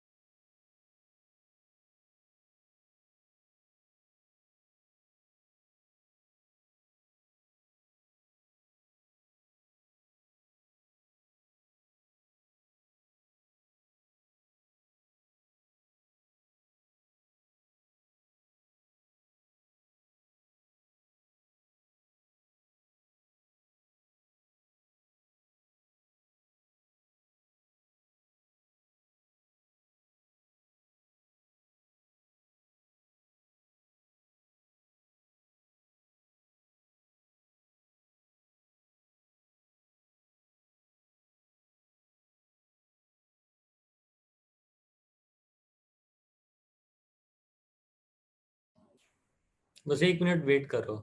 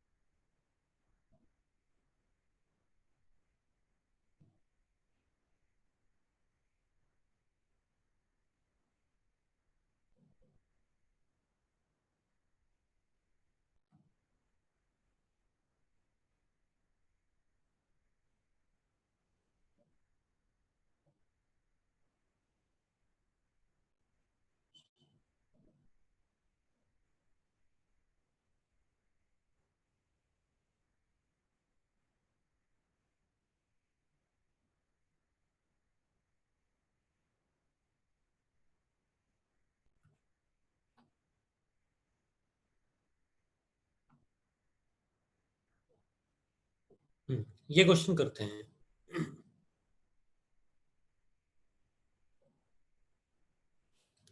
Black body is an ideal body that emits or absorbs radiations of all frequencies. ये assertion रीजन में क्वेश्चन आता है, ये वाला, तो इसका रीजन बता दो। इसका रीजन क्या दिया हुआ था वहां पे? अच्छा, ये क्वेश्चन कीजिए कि photo electric emission is observed from a metal surface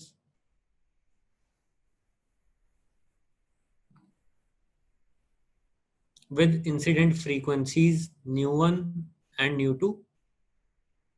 ये हमने किया भी हुआ है। If the kinetic energies of the photoelectrons emitted in the two cases are in the ratio 2:1, then the threshold frequency nu naught of the metal is। तो पहले आपने nu1 frequency की रेडिएशन डाली, फिर nu2 फ्रीक्वेंसी की radiation डाली, तो पहले वाली जो एनर्जी थी of the photon that was h nu1, बाद में आपने रेडिएशन की एनर्जी चेंज कर दी और वो h nu2 हो गई। वर्क फंक्शन फाइ था। फोटो इलेक्ट्रिक इक्वेशन क्या होती है? सिंपल सी है कि इनकमिंग एनर्जी डाली, कुछ वर्क फंक्शन में यूज हो गई और बाकी काइनेटिक एनर्जी की फॉर्म में निकल गई। तो E1 equals phi plus K1 E2 equals 5 plus K2। अब आपको ये दिया गया है the kinetic energies of the photo electrons किस रेशियो में है, 2:1 की रेशियो में है। पहले वाले केस में फ्रीक्वेंसी ज्यादा थी, पहले वाले केस में काइनेटिक एनर्जी ज्यादा थी, तो K1 is twice of K2। तो आप देखिए E1 minus E2 is equal to, या E1 minus 5 equals K1, E2 minus 5 equals K2। K1 की वैल्यू कितनी है, इट इज E1 माइनस 5, और K2 की वैल्यू कितनी है, इट इज E2 माइनस 5। तो आप 5 के लिए सॉल्व कर लो, देख लो क्या आएगा।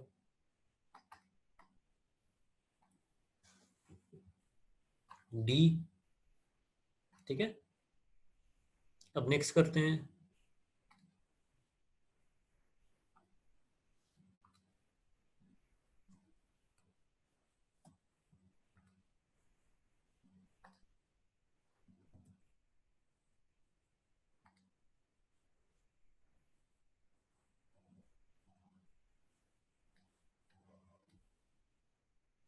ये क्वेश्चन देखते हैं अब।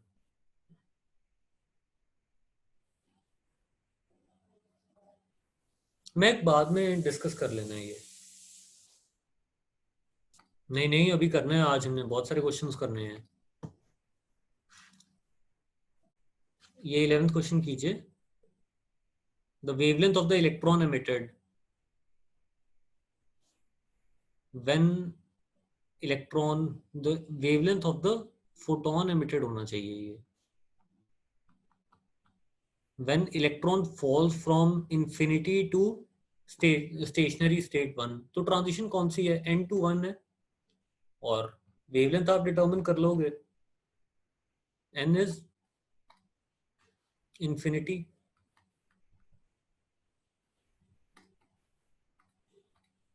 This will be Rydberg's constant 1/1 square minus infinity square, और कैलकुलेट कर लो। ठीक है, अब मैं इकट्ठे बहुत सारे क्वेश्चंस ना यहाँ पे क्लिप करके आपके सामने डिस्प्ले कर देता हूँ।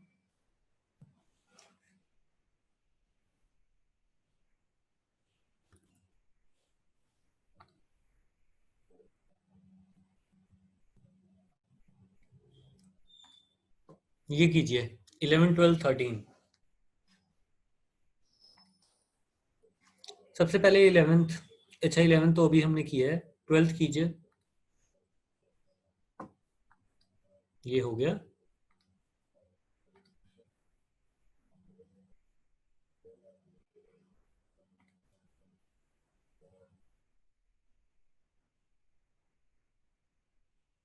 आज की क्लास 5:30 तक।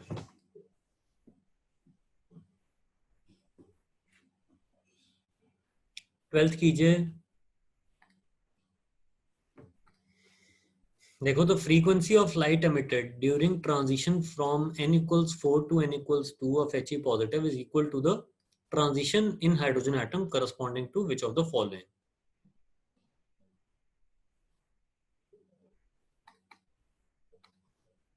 आप He पॉजिटिव में ट्रांजिशन करवा रहे हो फ्रॉम n=4 to n=2, कुछ फ्रीक्वेंसी ऑफ रेडिएशन एमिट हुई।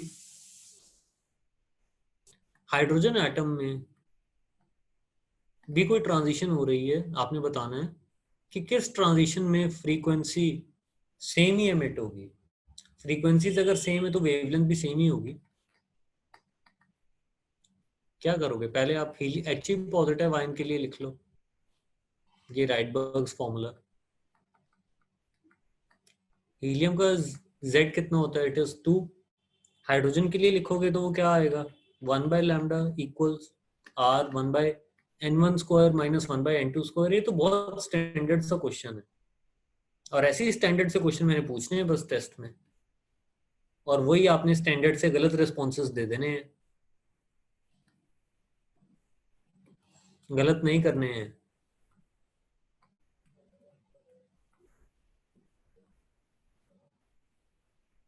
तो आप देखो, ये 2 स्क्वायर को आप अंदर ले जाओ, और ये इसको हम लिख सकते हैं this can be written as 1/1² minus 1/2²। तो n1 आपका कितना आ जाएगा, 2 आ जाएगा, और n2 आपका कितना हो जाएगा, sorry n1 will be 1, n2 will be 2। तो this means transition hydrogen atom में कहां से कहां तक होगी, 2 से 1 में होगी। ठीक है, next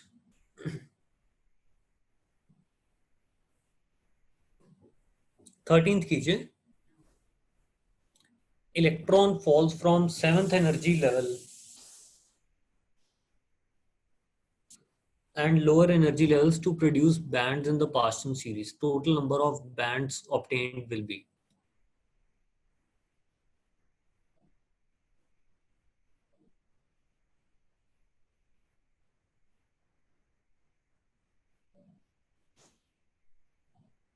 This should be electron falls from 7th energy level to lower energy levels to produce bands in the Paschen series. The total number of bands obtained, मतलब कितनी number of spectral lines निकलेंगी, आपने Paschen series में ही देखना है। Paschen series कौन सी होती है,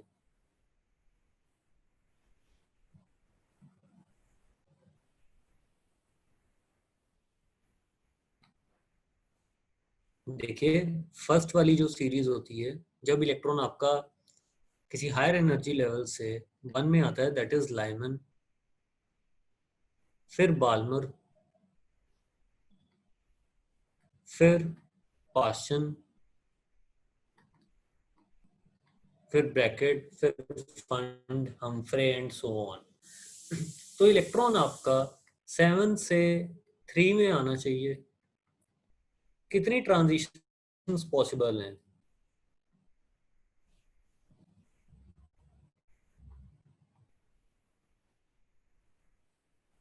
7 से 3 में आ जाए, 6 से 3 में आ जाए, 5 से 3 में आ जाए, या 4 से 3 में आ जाए, तो 4 lines will lie in the Paschen series. तो ये आपका आंसर आ जाएगा।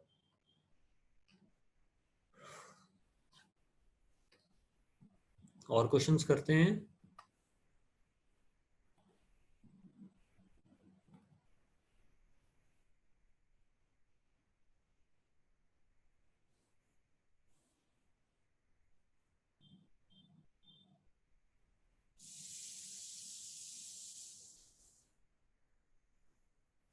ये क्वेश्चन कीजिए, क्वेश्चन नंबर 6।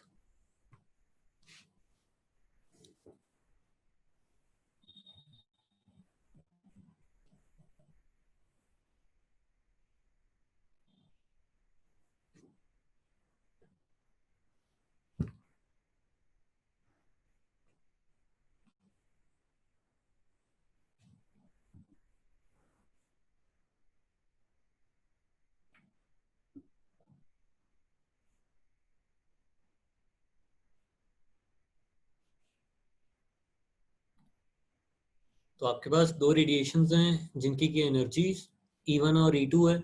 वेवलेंथ की रेशियो बतानी है आपने। इतना आपको पता होना चाहिए, एनर्जी जितनी ज्यादा होगी उसकी फ्रीक्वेंसी उतनी ज्यादा होगी,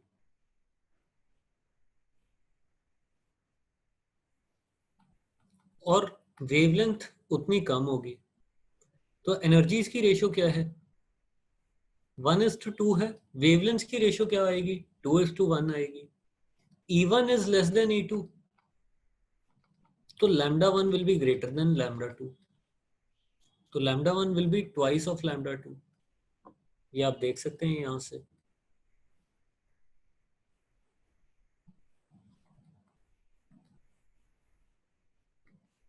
आप वैसे रेशियो लेके देख लो।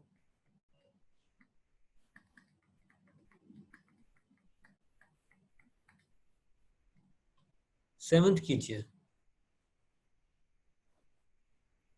7th करो।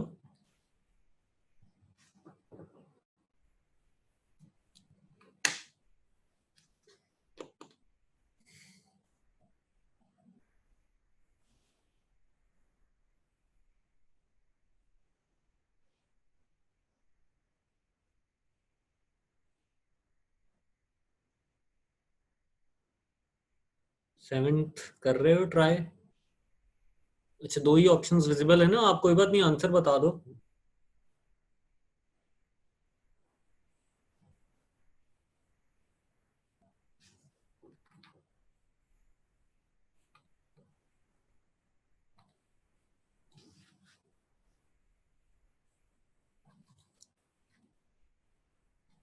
तो आपके पास CL बॉन्ड है। इस बॉन्ड को ब्रेक करने के लिए आप कुछ रेडिएशन यूज कर रहे हो, तो उस रेडिएशन की वेवलेंथ क्या होनी चाहिए? जो आपका फोटोन आ रहा है वो कितनी एनर्जी पोजेस करना चाहिए, जो इसकी बॉन्ड डिसोसिएशन एनर्जी है, जिसको कि सिंपली हम बॉन्ड एनर्जी भी बोलते हैं। बॉन्ड एनर्जी आपको गिवन है, it is 243 kilo joule per mole. मतलब 1 मोल ऑफ Cl बॉन्ड्स को तोड़ने के लिए इतनी एनर्जी चाहिए। हमने तो सिर्फ एक ही बॉन्ड तोड़ना है, तो energy required to break 1 Cl bond,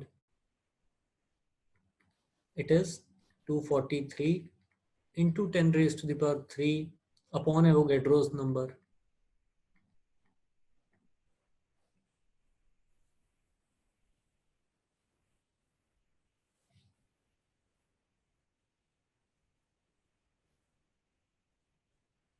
तो ये आपकी जूल में एनर्जी आ जाएगी। This energy is being supplied in the form of photon, और फोटोन की एनर्जी आप क्या दोगे? hc/λ। इसको आप सॉल्व कर लो, लैम्डा डिटर्मिन कर लो कितना आएगा।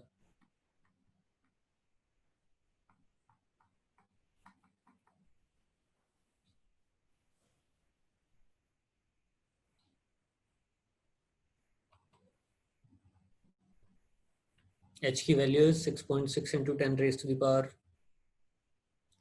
-34। So this is 20 into 10 raised to the power -26। इनका प्रोडक्ट इतना आ जाएगा into 6.02 into 10 raised to the power 23 upon 243 into 10 raised to the power 3। So this will be some 120 into 10 raised to the power -6 upon 243। नहीं, ये तो कुछ अलग आ रहा है ना। This is 5 into 10 raised to the power -7 meters। ठीक है, मैं गलत हो सकता हूँ, आप चेक कर लेना। 400 नैनोमीटर आ रहा है, हाँ 500 नैनोमीटर के करीब आएगा। एवोगैड्रो नंबर से डिवाइड क्यों करना है? ये 243 kilo joule amount of energy जो आपको दी हुई है वो 1 मोल ऑफ बॉन्ड्स को ब्रेक करने के लिए दी हुई है। हमने एक फोटोन से एक ही बॉन्ड ब्रेक करवाना है, तो 1 मोल ऑफ बॉन्ड्स को ब्रेक करने के लिए अगर इतनी एनर्जी चाहिए, एक बॉन्ड को ब्रेक करने के लिए कितनी एनर्जी चाहिए होगी? अपॉन एवोगैड्रो नंबर ही तो करोगे, और इसको सॉल्व कर लो। 400 नैनोमीटर के करीब आ जाएगा। हाँ, अप्रोक्सीमेटली 500 नैनोमीटर।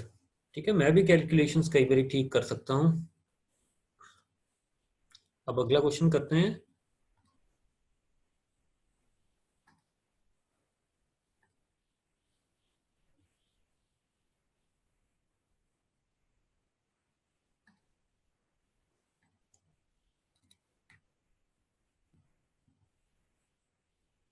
मैं कॉपी कर लूँ क्वेश्चन, 2 मिनट दो मेरे को।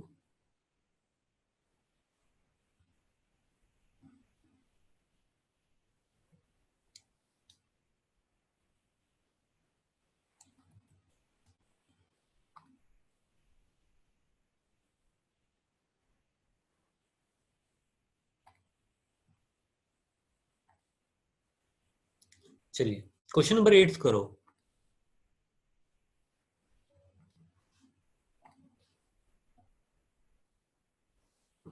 ये जो पीरियोडिक वाले थे वो मैं भेज दूंगा, वो क्योंकि पीपीटी फॉर्मेट में थे ना। ये वाले जो क्वेश्चंस हैं ये अब साथ के साथ डिलीट होते जा रहे हैं अपने आप से।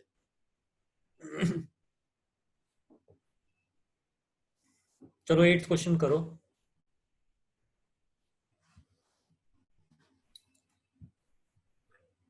सिंपल है ये। एक 600 वॉट का आपके पास मरकरी लैंप है। दिस मीन्स कि पर सेकेंड 600 जूल्स एनर्जी रिलीज हो रही है। और ये जो बल्ब है ये रेडिएशन एमिट कर रहा है जिसकी वेवलेंथ 313.3 नैनोमीटर्स है। How many photons will be emitted per unit time? एक फोटोन की एनर्जी आप निकाल सकते हो, वो क्या आ जाएगी? It will be h c by lambda. तो टोटल एनर्जी पर सेकंड आप कितनी रिलीज करवा रहे हो? It is 600 joules. Let's say it is carried by n number of photons. बस इसको सॉल्व करना है, सॉल्व करो अभी। एन बताओ कितना आ रहा है?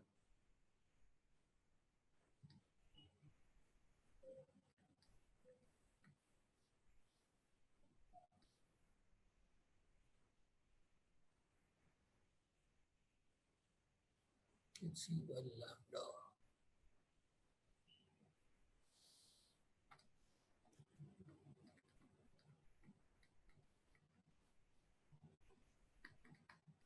बस इसमें तो कैलकुलेशंस है, वो कर सकते हो आप।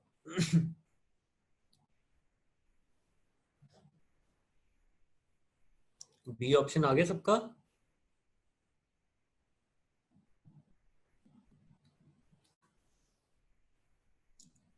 सी आया या बी आया है?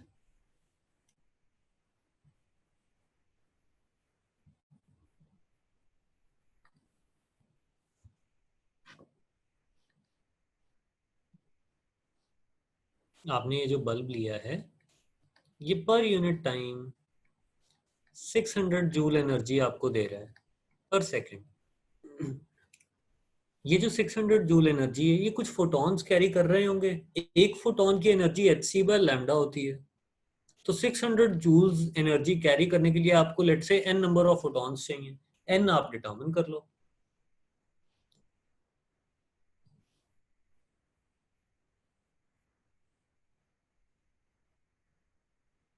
सी है आंसर। चलो अच्छा, नाइन्थ करते हैं फिर। ये लास्ट क्वेश्चन है, बाकी के जो भी क्वेश्चंस है वो नेक्स्ट प्रैक्टिस सेशन में करेंगे। ऐसे करेंगे, नेक्स्ट वाले सेशन में आप मोल कॉन्सेप्ट भी खुद से एक बार रिवाइज कर लेना, एटॉमिक स्ट्रक्चर भी एक बार खुद से रिवाइज कर लेना। ऐसे क्वेश्चंस प्रैक्टिस करेंगे। जैसे जैसे क्वेश्चंस आते जाएंगे वैसे वैसे थोड़े थोड़े कॉन्सेप्ट्स भी मैं बताता जाऊंगा आपको।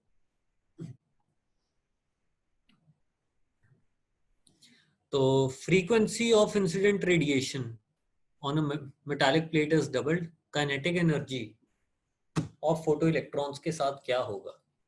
बढ़ेगी, ये तो आपको पता है। तो यहाँ पे हम कर लेते हैं कि पहले आपके पास एनर्जी E1 थी, वर्क फंक्शन फाइ था, काइनेटिक एनर्जी K1 थी। अब आपने फ्रीक्वेंसी जब डबल की है एनर्जी भी डबल हो जाएगी। E2 will be 2E1। Kinetic energy अब कितनी होगी? It will B K2। तो K1 was E1 minus phi, K2 is 2E1 minus phi। तो डेफिनेटली काइनेटिक एनर्जी बाद में इनिशियल वाली काइनेटिक एनर्जी से तो ज्यादा है, बट क्या डबल है? नहीं, डबल से कम होगी। अब ये भी हमने वैसे तो डिस्कस किया हुआ है। अब ये आप कैसे बताओगे कि डबल से कम होगी? डबल कितनी होती? डबल इतनी होती, 2E1 माइनस 2 फाइ।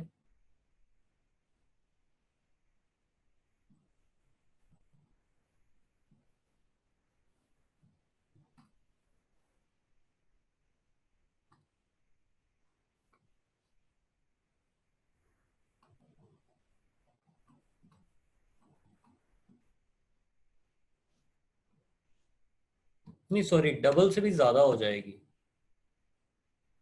2K1 से भी ज्यादा होगी। मोर देन डबल आएगा इसका। इसको आप इस तरीके से लिख सकते हो, इसको इग्नोर करो।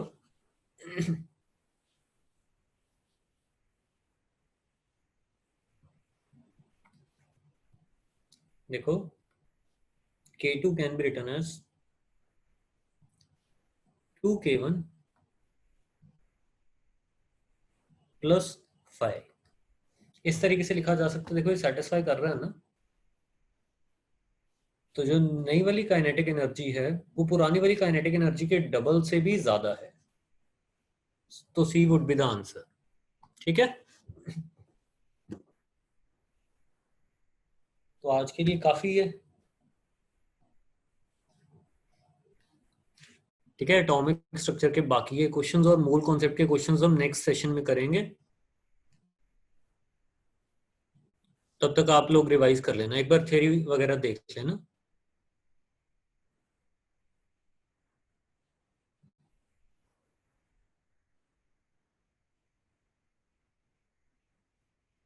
चलो, थैंक यू एवरीवन।